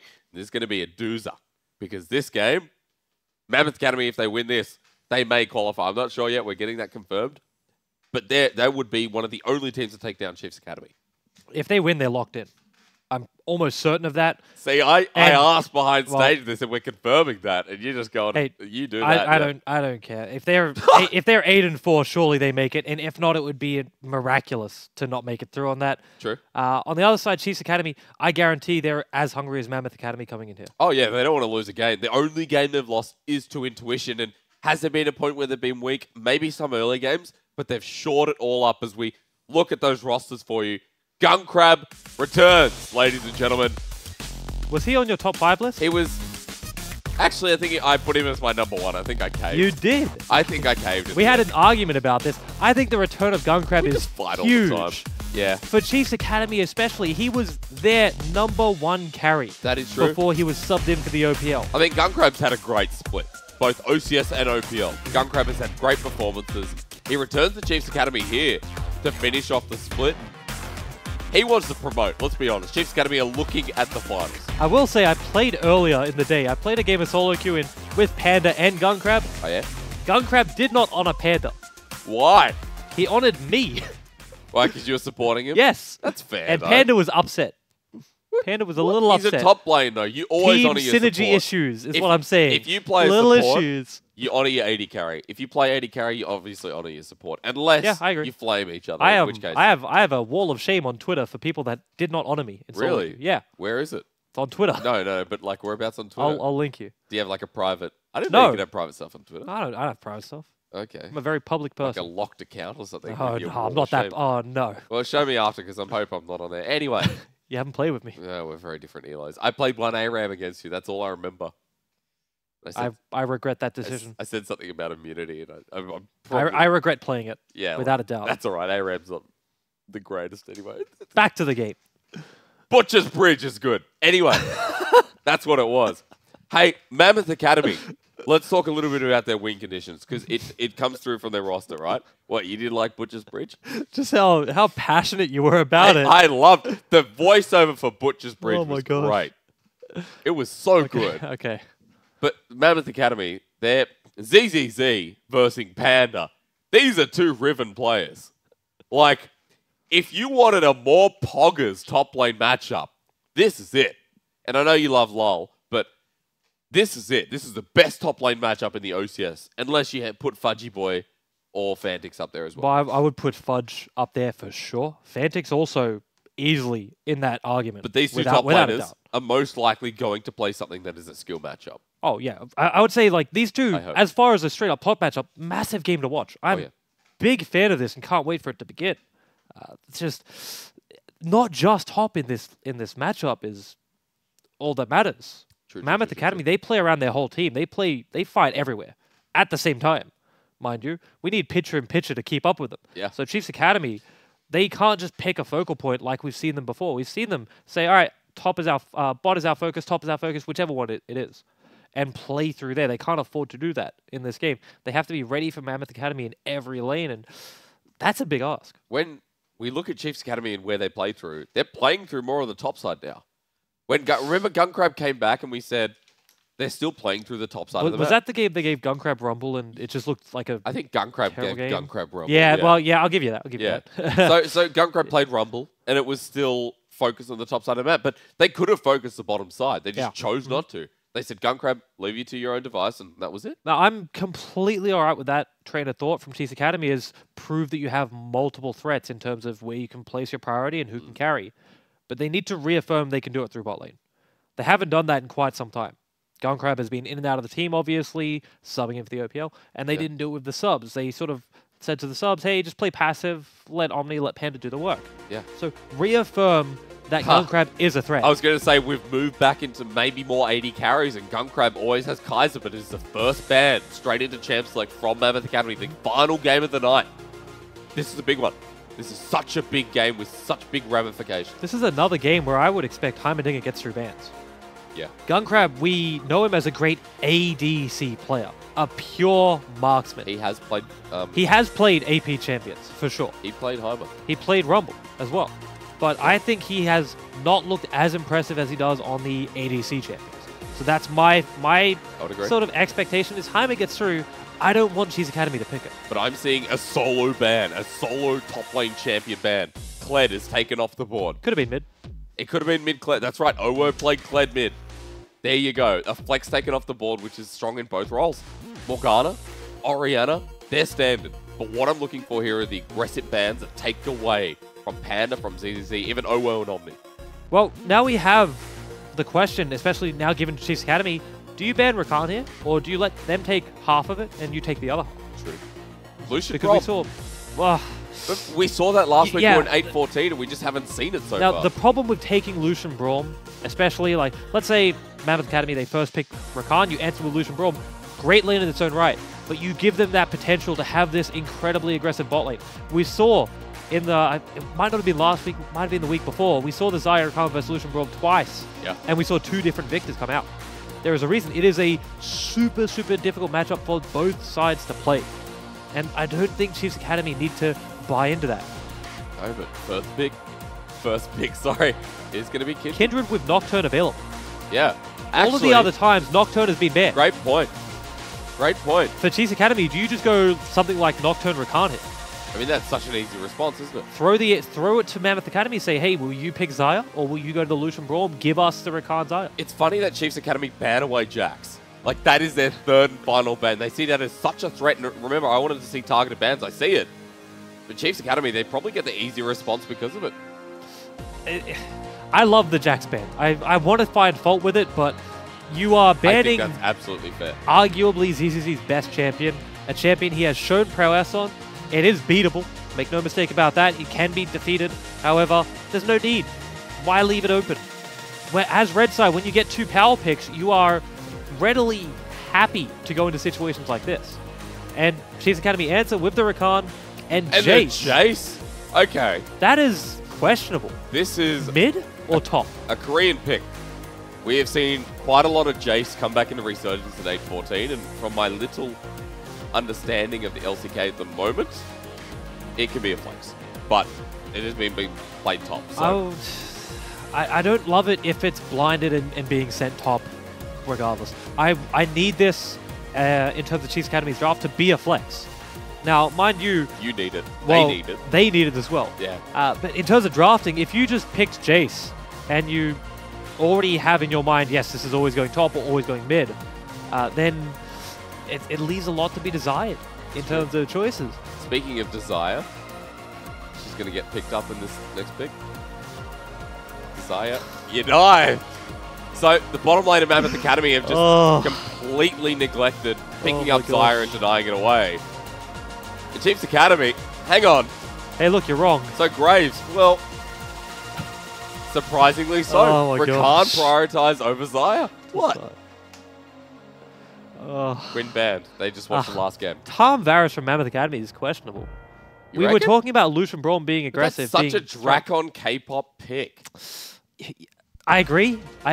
But I wanted to Good. see that Lucian Braum or the Xayah pick away. If you now expend a ban on the Xayah, it makes me think that you really just sort of expected it to be taken away by Chiefs Academy and had no real plan. What I'm more surprised at is the Nocturne. It is banned. as well. Out through all that.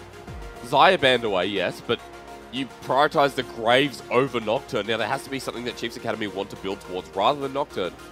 I would say it's that they want early dueling pressure from the jungle and the ability to be active before level 6. Just sort of, you want earlier pressure from your I jungle. mean, you want to win against Also, Swathe is a very opinionated player. He wants to be aggressive, wants to do his own thing, wants to essentially be a carry threat. And on a team of giants like Chiefs Academy, it's hard to justify that commitment from your team to give you the resources you require as a jungler to carry. But let's see what Chiefs Academy do with the rest of the comp, because they've already taken away Quinn and LeBlanc. So Owo losing, once again, another pocket pick that has been rising. Again, in meta, Lucian taken off the board. So now... they're leaving Ezreal through here, and Gunkrab's happy to play Zoe. that. Oh, is this Jace ADC?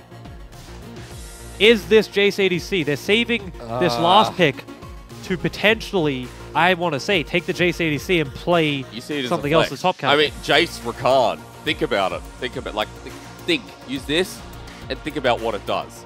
Because that's scary. You could even send the Zoe down. We've seen Chiefs Academy, they're willing to play things and be the innovators. Yeah. They're willing to take that risk. So hard to say where everything is right now. Bear with me as I figure it out. But it would be really surprising to go to last pick here and pick an ADC. Yeah. That would not make a lot of sense to me. You're essentially giving counterpick to every lane, especially after you take Zoe here. You're showing your mid and your top, so you're getting double counterpick here if you then take an ADC. Not 8-15. Irelia, Still seeing Irelia. this has to be a Jace ADC for me. Irelia, if that's going top, assuming the karma goes mid, is a very counterable champion. Yeah. Darius does extremely well into her, and Darius is left open. Panda, quite proficient on the champion. So for me, could be picked here. You can't let Irelia go up there and not punish it, though. That's right. So Chiefs Academy, what is the move? What is the decision? Last pick, Darius. Okay. So Jace ADC. And it all makes sense now. As the final pick comes in, everything just clicks, It just makes right? sense. Because if they had done that and picked an ADC, there would have been massive questions around the draft choices, like, why are you doing that? Yeah. But for this reason here, slot the Jace ADC, get the counter pick top. Irelia, a champion where if left alone, massive problem. But when you can stem it in lane, have a great answer to it, now you get the free counter pick essentially. Yeah. And you have baited him in to this unfavorable matchup. That's still an exciting lane. We wanted to watch the top side. Panda versus ZZZ is still something I'm looking forward to. Not only that, I'm now looking at the bottom lane. I'm looking at Gunkrab and Isla once again to perform. Because although K-pop is going to have to do a lot of eating of Drakon, I'm just thinking of what Egypt said last weekend. Yeah, you've just done it. Yeah, no. K-pop is going to get bursted down very, very quickly. That is a TP on Jace as well. So 8.14, the TP changes are there. But Gunkrab still opts in for that defensive summoner. Yeah, it's a real niche pickup here almost. It's all about what you prefer as the player. And Gunkrab showing he wants to teleport. He doesn't think that they need the extra combat summoner. Be it the heal, the exhaust, the barrier, the ignite, whichever one you would take, he opts for the teleport. Now, with the change, you essentially get one teleport in lane to build tempo.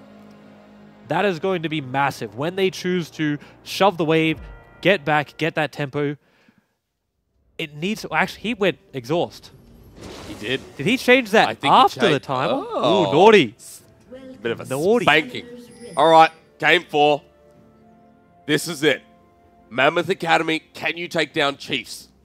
Can you take down the second best team in the OCS at the moment? A team that is fighting to pretty much just beat Intuition and get into the promotion spot. Right now, if you're a bottom tier OPL team, you're looking at Intuition and Chiefs Academy. You might be looking at other teams, but you're saying realistically that's who we're going to verse. And they should be damn scared. Like the quality of the OCS this split has been better than any other. The amount of competition, the amount of players has been more. It's been doubled. But it's also been a split where we have ex-pros coming in and we have these players who have shown immense amount of growth. So this game here is going to define whether Mammoth Academy, their skill gap, is closer to Chiefs Academy than we think, or if Chiefs Academy are just still that miles ahead trying to catch up to Intuition. The most surprising thing is a lot of people basically said OPL teams should not ever lose to OCS teams. Which, in essence, They're in team houses. They're either double or triple scrim blocking. They have massive advantages. And we are still at this situation where we see Intuition and Chiefs Academy. We see how well they play, how clean they play, and where their ceiling is, and say, you know, the bottom teams, the Tectonics, the Bombers, the ones that are towards the bottom end of the ladder, they need to be scared. They need to be prepping for these matchups. Because their sister teams aren't... they're not in contention anymore. You know, B52 got knocked out. And Tectonic, as we saw moments ago, they just confirmed their knockout as well. That was a nice little leash from Panda. Level 2 gank, remember we talked about it, but there's not going to be a big push-up from ZZZ, so already a bit more respect. I think that was less of a leash and more of Panda roaming down to basically say, if Kindred tries to fight you, we have priority. We're already here. So you get that crab, there is no contest. Yaley does a smart thing, goes and secures his buff anyway, so now he can't be 3-buffed, runs straight down, The mark is being contested, however, by Gunkrab and Isla. That's smart play. Chiefs Academy roaming around. A Warder's going to spot out Yele. But Gunkrab and Ayla, the 2v1. Yele in a difficult position. They'll jump onto him. Ignite drop down, but it's now going to be a 3 versus 2. Chiefs Academy not in a good position. Gunkrab ignited down. First blood to Yele. And a big pop there as Chiefs Academy. Can they follow this one up, T-Gun? Absolutely. Mammoth Academy, they got the first blood. They got what they needed out of that, essentially. Chiefs Academy, they do get the rebate. They get the crab and a little bit of priority in mid lane now. But Gunkrab and Isla, they bit off more than they could chew. They contested that crab, which was good already. And after contesting the crab, they were like, hey, you know what? We can go on Yele. We can punish him. They jump on him. And mid lane priority, Owo had built it. Yeah. So Omni could not answer fast enough. And Mammoth Academy come out. Big winners right there. Remember what we saw when we got a Kindred first blood in previous games? Yep. Although it wasn't responded too well, Yele with that first blood, he may not get the mark, but that gold is going to be inconsequential when it comes to this early game. If you're Yele there, I think you are happier with first blood than the mark. Yeah. As much as you do want to get the marks quickly and start scaling them up, first blood is going to let you dictate the pace a lot more. Now, what he chooses to buy with that, how he chooses to cash in, where he starts placing his priority, that's yet to be seen, of course. I would hazard a guess. You would probably look to end up top lane. Yeah. All of the other lanes seem pretty difficult to gank. Yes, you can revisit bot now that they have no flashes, but you don't have any engage on your side. You're literally just running them down and trying to kill them. There is no snares, stuns that you can realistically land unless K-pop pulls off a miracle. Yep. Up on the top side, you want to get this Aurelia rolling. You do. He's actually doing a bit of it himself, but Panda will eventually win these trades out. Remember, at max hemorrhage stacks, as Isla and Swathe are up here. That's not good, and deleted is ZZZ. Out of nowhere, Panda calls in the backup, brings his friends along. Surely you'd say Isla is bloody missing. Well, yes, but how often do you expect the support to be in top? Yeah, you're right. Great roam there by Isla, though. Very, very proactive. Gunkrab wisely sitting in his tower. No threat of being dove. That is the downside of this comp that Mammoth Academy has chosen. They can't readily get under the tower and kill Gunkrab, at least until level 6 with Varus. And even then, even the pokes aren't a going little well. sketchy. Drakon, he just took a turret shot too. Gunkrab winning trades 1v2 and the Jace bot. We did talk about it. We said how dangerous. Oh, I got excited because I said I know the knock-up capabilities and the bit of a wombo that comes from it. And Swathe, he just walks blind over the side. Smokescreen will get the near side, but ZZZ looking for the stun. He'll get a big line down, and Swathe in a bit of trouble. End of the line, won't find the damage. And Yele, he gets the mark this time as well as the second kill. And Omni, very real dive threat here as well. ZZZ with a stun from across the map, essentially. Yeah. That was basically the Ash Arrow of Aurelia stuns. You reckon? That was massive. I mean, it was a big line, yeah. That was huge. Knocks down Swathe there. And you said he did it blind, and he sort of did, but Omni had just sort of been in that area. So you fully expect that to be an alright place to go as the Graves. Very, very quick by Mammoth Academy to punish him. Tit for tat with these players, with these teams. However, topside, Panda. Level 6 versus level 6.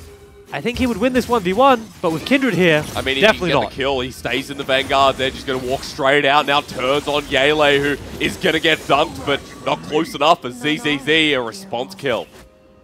Smart by Panda there to try and bait out the Lamb's Respite, but not enough. Proactivity again. I mean, he had 5 anyway. The name of the game.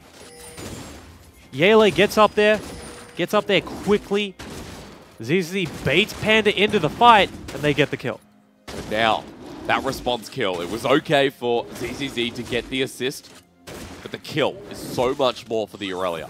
Goes back, Ninja Tabi first back, response from Panda is exactly the same, except an extra longsword and a dagger. Oh, careful where you walk. Longsword and a dagger and corrupting potion. Oh no, Drowsy, cleanse, burnt by Oh. Has to. Gunkrab was there. Has to. If he doesn't burn cleanse there is very real kill pressure. It doesn't matter how deep he is, how protected he feels he is from the towers. Anytime a bubble lands, you have to be expecting this will be followed up by a max range paddle star and potentially more.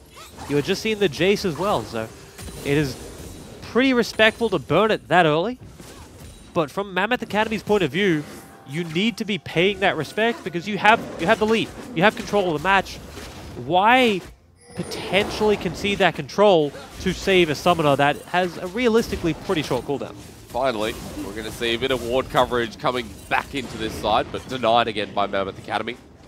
Blue picked up by Owo. Now, in the mid lane, pretty standard stuff, but Owo's going to be building aggressively. From what I see in this comp, I mean, you're not going to see... Are you going to see an Archangels? Are you going to see what am I thinking of? The greatest item in the world? Ludens? No. What's the item? Ardent Sensor. Are we going to see that from Owo? It really depends how the pace of the game goes. If Owo starts scaling himself, he may build, for the lack of a better term, selfishly. Yeah. Build straight AP items, give himself some damage threat. Oh no.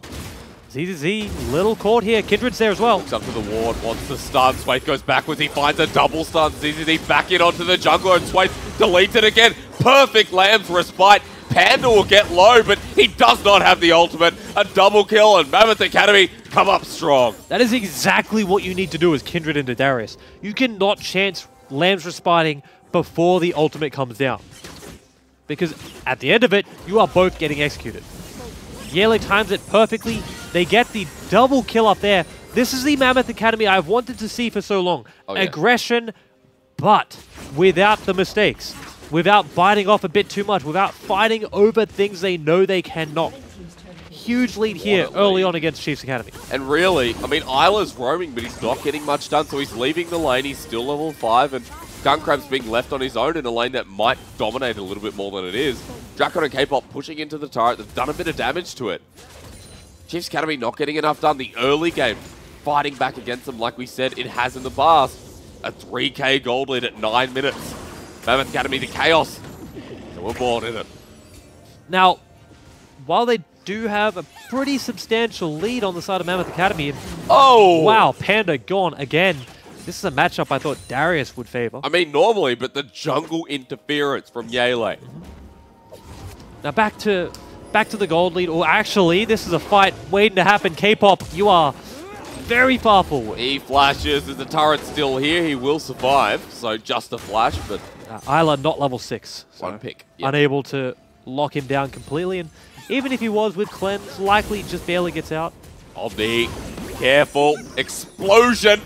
Omni will avoid it, and the Sleepy Trouble Bubble stops Owo, but... That was so clever. The Soul Flare, it was. Times it perfectly to dodge the second explosion, doesn't have to You're burn gonna his think about flash. that next time you play Carl, you'll be like, hang on. It's a pretty niche thing to remember. Yeah, I'm sure you will anyway. Hey, Chiefs Academy though. For what it's worth, they pick up a Cloud Drake. Next one's Ocean. A neutral objective obtained. Now the gold lead. Back to this gold lead. Because I'm being so rudely interrupted by all of this action we get to see and are blessed with. So blessed. Karma is built around being a lane bully, being aggressive in lane and generating some prescience and generating a lead. Zoe is going to be significantly more impactful when it comes to mid-game and late game. So, in terms of itemization, Owo has to keep that in mind. Perhaps that helps sway him towards the Ardent, the Redemption, the healing items. However, his first item, not going that way. No, that's going straight towards the Luden's Echo. Speaking of item choices, I have to point out Drakon. That's Lethality Varus. So we're not going towards Quiznos. We're not going towards, I think Essence Reaver was even making a return. Oh no, Sleepy Trouble Bubble. Lamb's Respite. Aurelia coming in to save the day. Do they continue with Rift Herald or do they turn the fight? T-Gun. It's an action-intensive game. ZZZ. A flash will be burnt by Omni. Trouble Bubble lands again. Can they turn this? The burn down. Omni deletes. And here comes the cavalry. There is no Lamb's Respite because Yele is dead. A shutdown onto Swayth. And Chiefs Academy find 2. Like I was saying, Zoe is going to be huge out of lane. We see bubble after bubble. Max range paddle stars. Omni looked like he was struggling in the lane. But the second he gets out, gets involved in a fight, comes up huge for Chiefs Academy. Now they should get the Rift Herald, get a bit of control over the map, over the match, and completely close in on this gold lead. And what a response. Zoe getting the kill as well. Teleport going to be burned on the side. Mammoth Academy not happy with the last trade. They already got first Star of Blood. They want another. ZZZ teleports down. That's the play. And another structure is going to be burned. There is no answer in top as well. There's no one on the tower. Panda pushes quite slowly.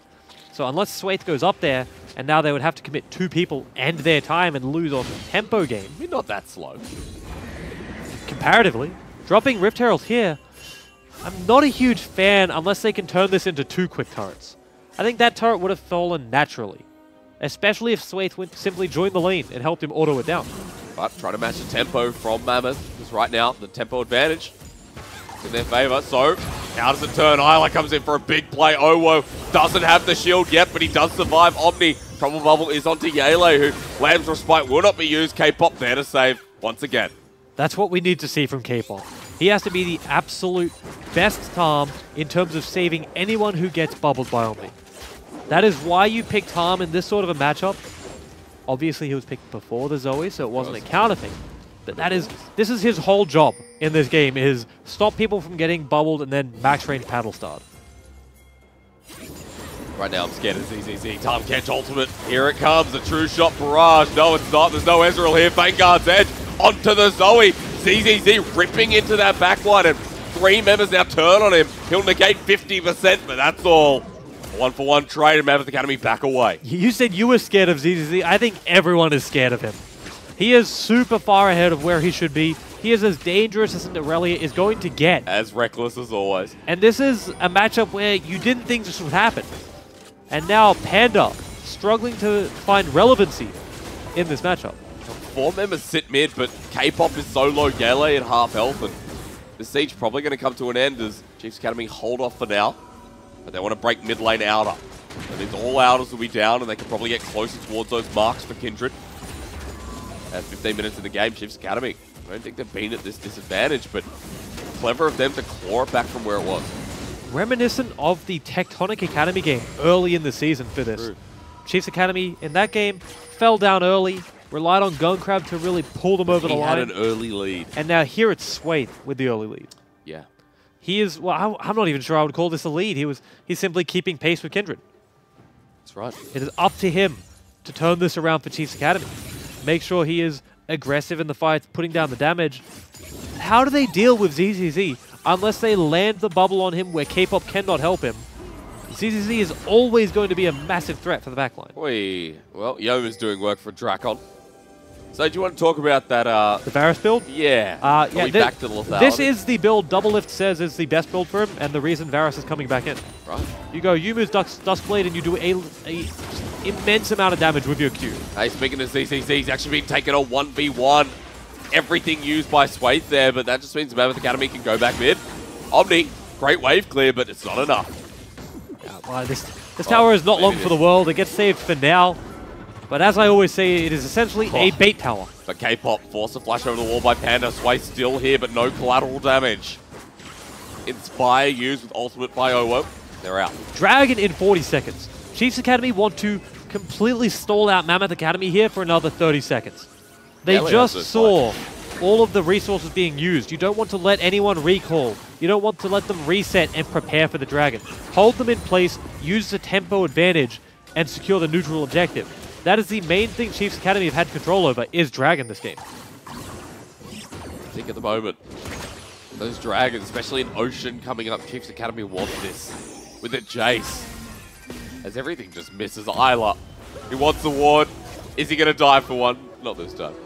By the way, Zoe's bubble should not stay for as long as it does, if she misses. That's fair. Why are you being rewarded for that? You know, you walk over it, you're like, all right, 3 seconds later. Don't get me wrong, that was K-Pop's fault for getting hit by it. Yeah. But it just still shouldn't be there.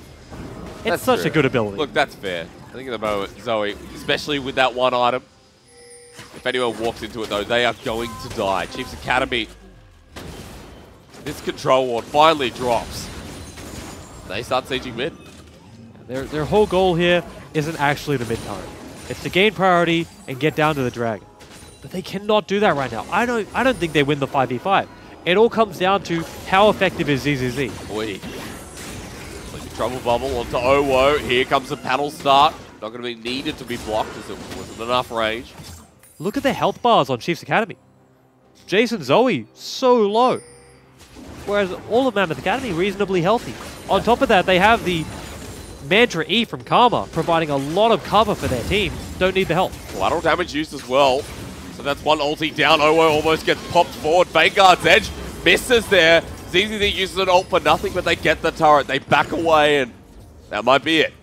This is where Chiefs Academy, they need to pull the trigger and take Dragon. They have just lost an objective. However, Mammoth Academy committed so much. Look at the health bars now on Mammoth Academy side. I was just saying they were so healthy, and now it has all changed. It's all on the side of Chiefs Academy.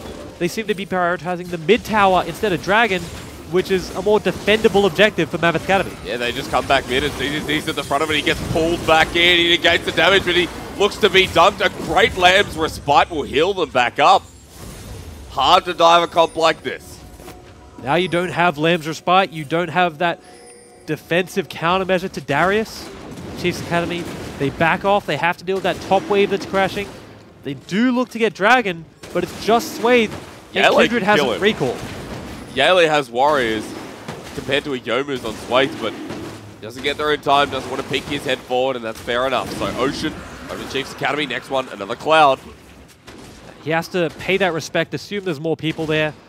Chiefs Academy played into that.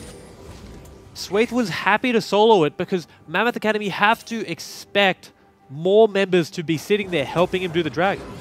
So they get away with being a little greedy there, playing on expectations. Right. Now Mammoth Academy. What is the next objective for you? You feel like at this point in the game, Mammoth Academy had so much tempo and it's been halted. Chiefs Academy feels like Omni is doing quite a lot this game. So, in terms of objective control, personally, I would pick something. Be it a tower, a neutral buff, something. Yeah. Vision control even. But knowing Mammoth Academy, their next objective is to take a fight. Oh, yeah. Find a fight somewhere. Just find a pick. Go headbutt someone. The CCZ will dive in aggressively. Not sure that's the right idea, but that will be their idea. Well, it was to take the one-on-one fight, but it's now turned on 2-on-1. Vanguard's Edge there. Does he turn his targeting? Nope. He just gets decimated. Almost burnt down the Darius. Through everything he had, even through his in his Defiant Dance, I believe it's called, his W. That's the U. Yeah, I don't think so. Just wasn't able to kill the Darius in time. Doesn't get it done. And like I said, I was fully expecting Mammoth Academy to be aggressive somewhere, to try for a fight. Well, they're going to be aggressive anyway. Isla jumps in, and the burst is huge. Look at the poke from Chiefs Academy, and Mammoth might have to get out if Owo can't find the pick. A flash away by Omni. Owo still challenging Isla as he gets the root down, and Drakon K-pop coming forward. A flash away, a double! And that is Australian Sniper at work. He doesn't even have Duskblade. He doesn't have the Manamune. That is a 1.5 item Varus, best case scenario, and he gets the double kill with the snipe. Now Owo's found Swathe, but I'm not sure you can win this matchup. Owo flashes away. Swathe doesn't have collateral damage, and that's why Owo lives. ZZZ coming up as well. Mammoth Academy trying to siege mid at the same time, and this is the game that we expect from them. A very hectic game, things going on in multiple positions. They're getting picks, but they aren't turning it into any neutral objective. And Owo, this time, caught out. Collateral damage will be available. Swathe being aggressive like we saw, and this is what he needs to do for his team. Find the 1v1s, be aggressive, and make things happen. And they've got Ocean Drake as well, so he can very much challenge Yele. Yele hasn't got his second item, but a BF sword sitting on Swaith's inventory. He's 2 levels ahead, and look at the CS advantage. Yele cannot even fight him, not even at Swaith's half health. Swathe is probably the strongest member on Chiefs Academy right now. Yep. The only argument would be Omni, but I wouldn't even say he's the strongest. He simply has more utility. Maybe not the most important is Swathe, but definitely the strongest. Well, Tarek goes down eventually though, T-Gun, and a very close game we have. 21 minutes in, 2K gold leaded. I mean, you look at that. Swathe has the most gold on his team, but he's 2,000 gold ahead of Yele. 2,000 gold ahead of your laning opponent as a jungler, and being 2,000 gold down as a team. That is a testament to how well Swathe has played and justified this Graves pick. Gunkrab caught out. ZZZ gets exhausted with the Vanguard's Edge. ZZZ wants to clean up this kill. Goes back in. The Titanic Hydra picked up, but What a knockup though. Isla maybe saving the fight. Drakon gets a pick on the backside. Panda gets rooted down. The Chains of Corruption saving Mammoth's life. Drakon's sniping has been insane. This is what you expect from Jhin players. Oh yeah. And he's just finding these max range Qs to just knock people down. Manamune now completed as well, so they're only going to get more and more damaging for Chiefs Academy to deal with. You know what this reminds me of? Old Nidalee. Old Nidalee. One spear and you're dead. It's not as punishing. No, because that was just However, hot garbage. Varus has consistent damage over the course of team fights as well. And the only real threat in terms of diving on him is if he gets hit by a bubble. Yeah. No one else should realistically ever get on him in team fights. Because as soon as Drakon gets 3 items as well, he's going to be nowhere near, but he's going to be doing so much damage. And Chiefs Academy are going to struggle to get to that back line. K-Pop has not left his side the entire game. And right here, we're seeing ZZZ, his over-aggression is paying off, but it's also kind of falling flat in his face. He's got 2 items down, but Starrick's Gauge picked up by Panda. And now we start questioning who wins these 5-on-5 fights, because they are definitely going to happen again soon. It's a simple, there is no right answer. There is so many variables in these fights. Who does Omni get onto? Does he get bubbles? Is he hitting the paddle stars before the fights begin? In a straight 5v5 with no preparation, I would give it to Mammoth Academy, but that isn't how it should happen. They start Baron and Pandas in that pixel brush. K-Pop walks forward, he gets Drowsy in with a knock forward. Drakon's been caught out of position. They get the 2-for-1 special, and they're even looking for more. ZZZ uses the Vanguard's Edge to just get away. A big catch there for Chiefs Academy. They turn right back for Baron. The Drowsy on K-Pop was magnificent from Omni. Just like we saw earlier in the day, you have to focus Tahm Kench first, and that is what Chiefs Academy do. Now they find Owo They just as find well. another pick. Mammoth Academy constantly getting caught out. ZZZ wants something, but there's only Yele and ZZZ left. Chiefs Academy want Baron, and Mammoth Academy do not want to give it to them. They have Kindred. They have Kindred ult as well, so they can contest this, look for the steal, make it difficult for Chiefs Academy. However, they've been peeling off aggressively each time, and I expect them to do the same here. ZZZ goes in anyway. The Aurelia, I'm not sure why. Yele now looking for a steal. He'll go Drowsy, uses the Lamb's Respite so early. Isla goes over the wall. The Kindred flashes in anyway, but he doesn't get it. Drakon and K-Pop, they're back alive. Blue team got it. Hang on. What? I think Draken sniped it. I think he sniped it. Because Yele was definitely dead. We sure? I am not. I mean, hang on. Because it said Kindred got it. I've never been more confused than a Baron steal. Either way, that is magnificent from Mammoth Academy to get Baron in that I situation. know we don't have replays. I thought Chiefs Academy had that locked down. They peeled off Baron. They tried to kill everyone before it became an issue. They baited out Lamb's Respite out of the pit. So, Drakon and K-Pop. Forgive me, I must have missed that. That's horrible of me, but Drakon and K-Pop now have Baron. 3 elemental for Chiefs Academy, yes, but Baron picked up the neutral gold plus the pushing power of this Varus Tahm Kench. This delays. All right. I'm still just in shock of that Baron steal. Because he went in, he died before that Baron went down. Unless he did it, in which case... It's a question for the ages. Either way, Mammoth Academy come out...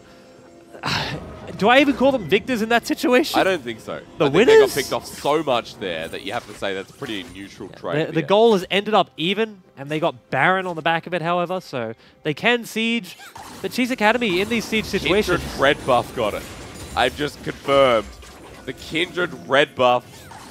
So Yele calculated, smited, and then autoed Baron. Red buff got the Baron, ladies and gentlemen. That is why we did not catch that one. So, now with Baron, they go top. And that has to be the most painful thing for Chiefs Academy.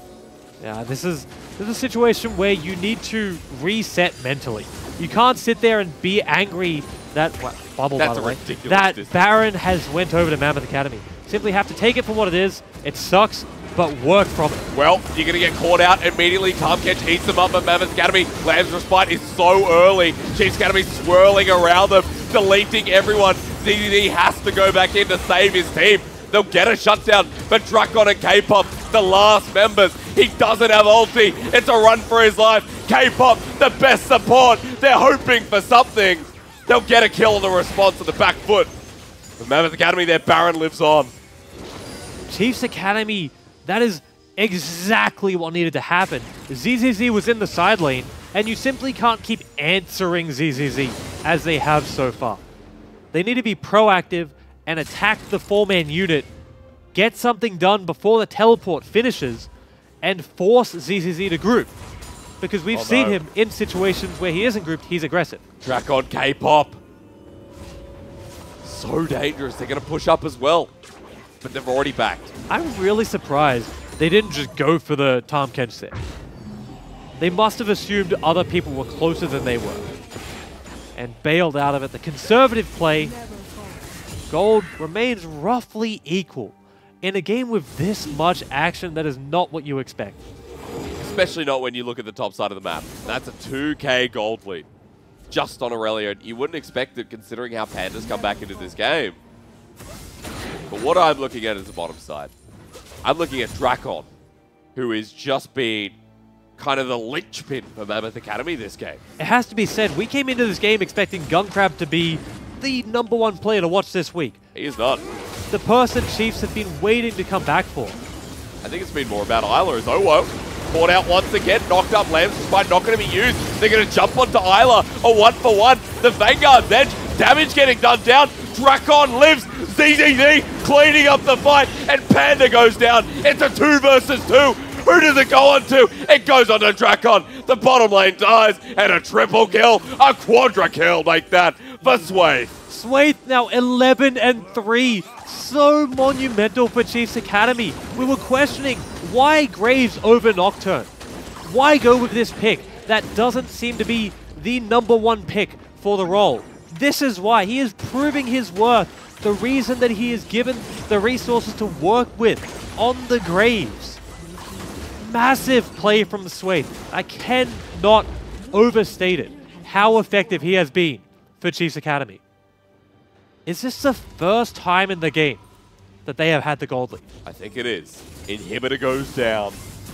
And that momentum swing we've been talking about definitely in the favor of Chiefs Academy. One fight that came close, but 2 members survived. It was Swathe and Omni.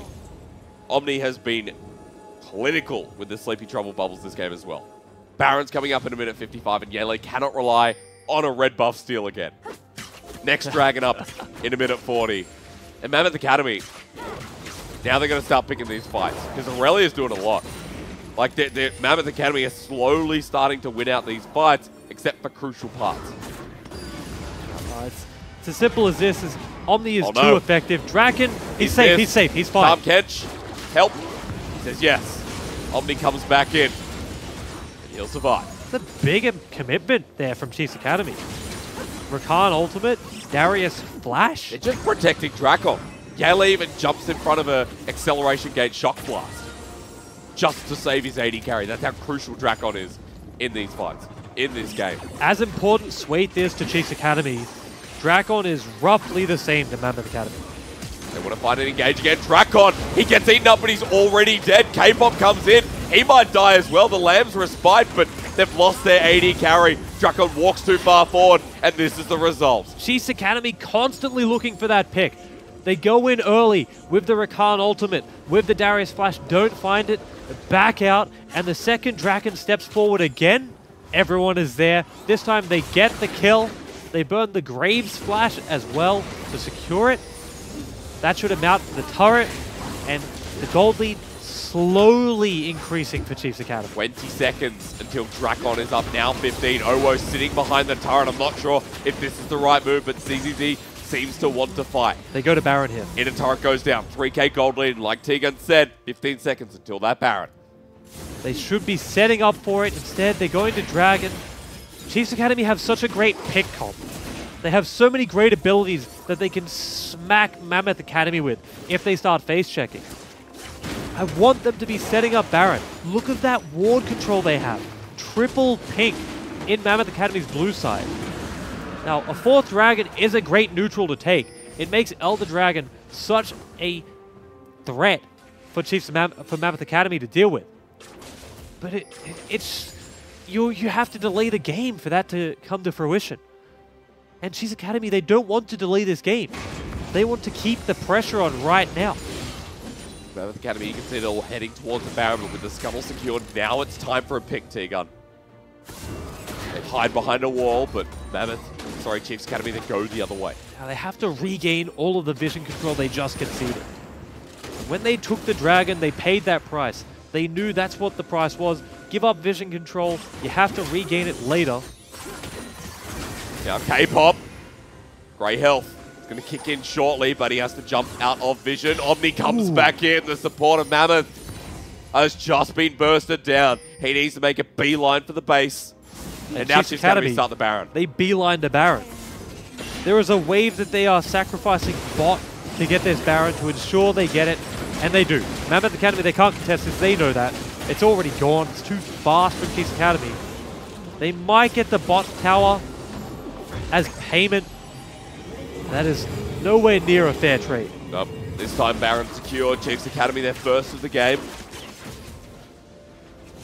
In the defense, that's what we're going to have to watch for a couple of minutes now from Mammoth Academy. They've already lost mid lane inhibitor, but that'll respawn shortly. Now it's the bot lane that seems to be the play, denying the marks, and the Elder not going to be up for a while. So Mammoth Academy just going to try and push out as much as they can. Delay this game. If you're Mammoth Academy, you're calling out your item spikes to your teammates. Yep. You say, I need X gold to get this, then we fight. Kindred, 2 BF swords. Don't get me wrong, that's fine, but you want the completed item. You don't want to sit there on components. Same thing for every member on the team.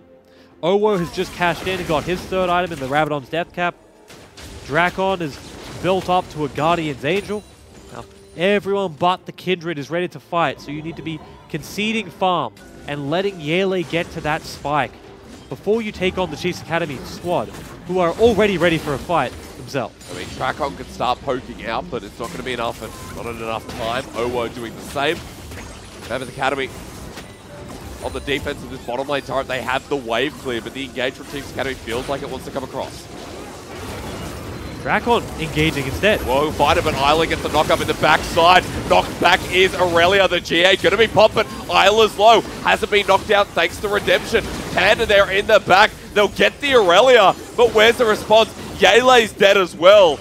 And it's a 3 versus 5 with only Drakon to help defend. No Lamb's Respite used. That is inexcusable. You can't afford to get CC locked and killed, to not use your ultimate, which is so massive. This just could be it. Mammoth getting decimated here. Again, Swayth has had such a good game, and he's doing so much damage. Burns down one, burns down the other, and Chiefs Academy pull the trigger for the final push.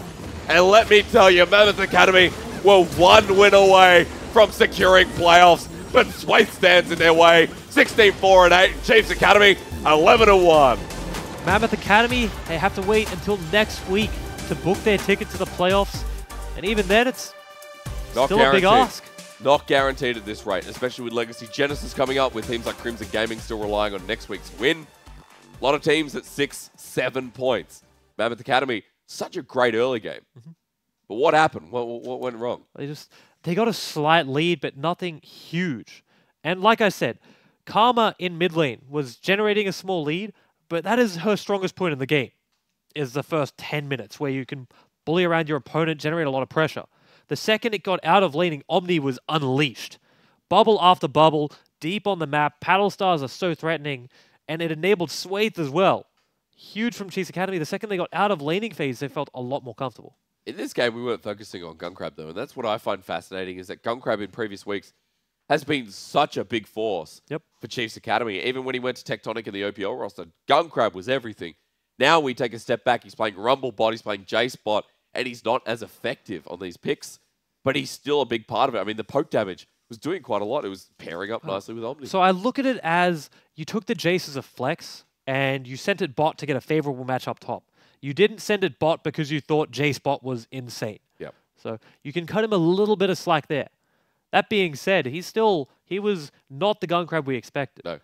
The first few weeks for Chiefs Academy, he was the linchpin, the player they played around, they gave him the resources, they said, Gunkrab, do your best, everyone else will converge around you.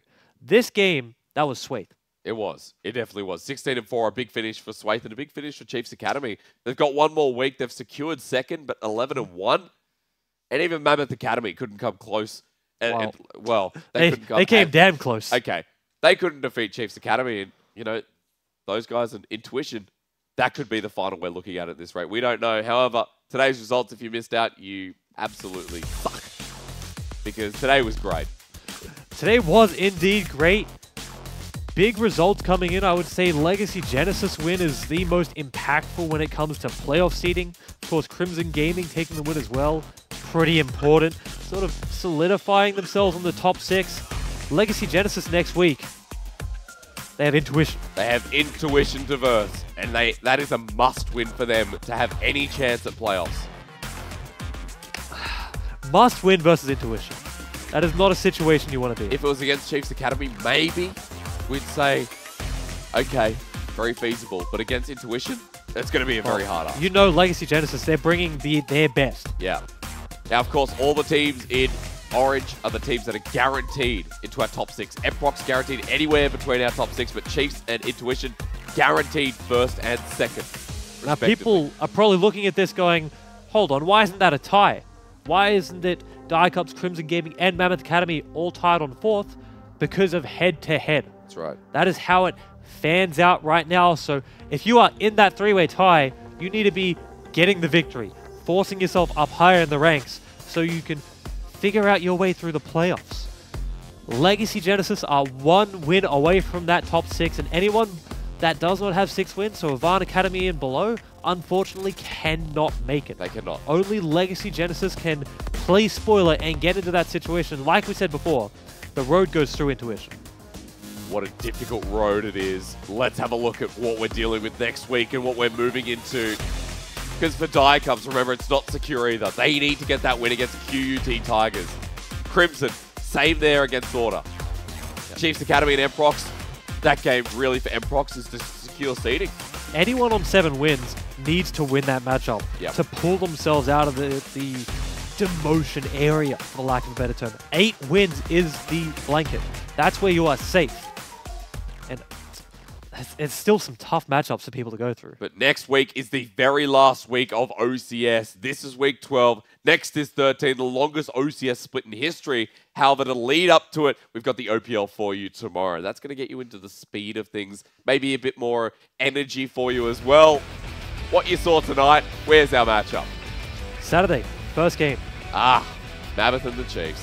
Now, I would say, just like we saw tonight with Chiefs Academy winning, probably going to happen in the OPL as well. However, that was an incredibly close game, and Mammoth and the OPL have shown the same capabilities to win those games against arguably better opponents.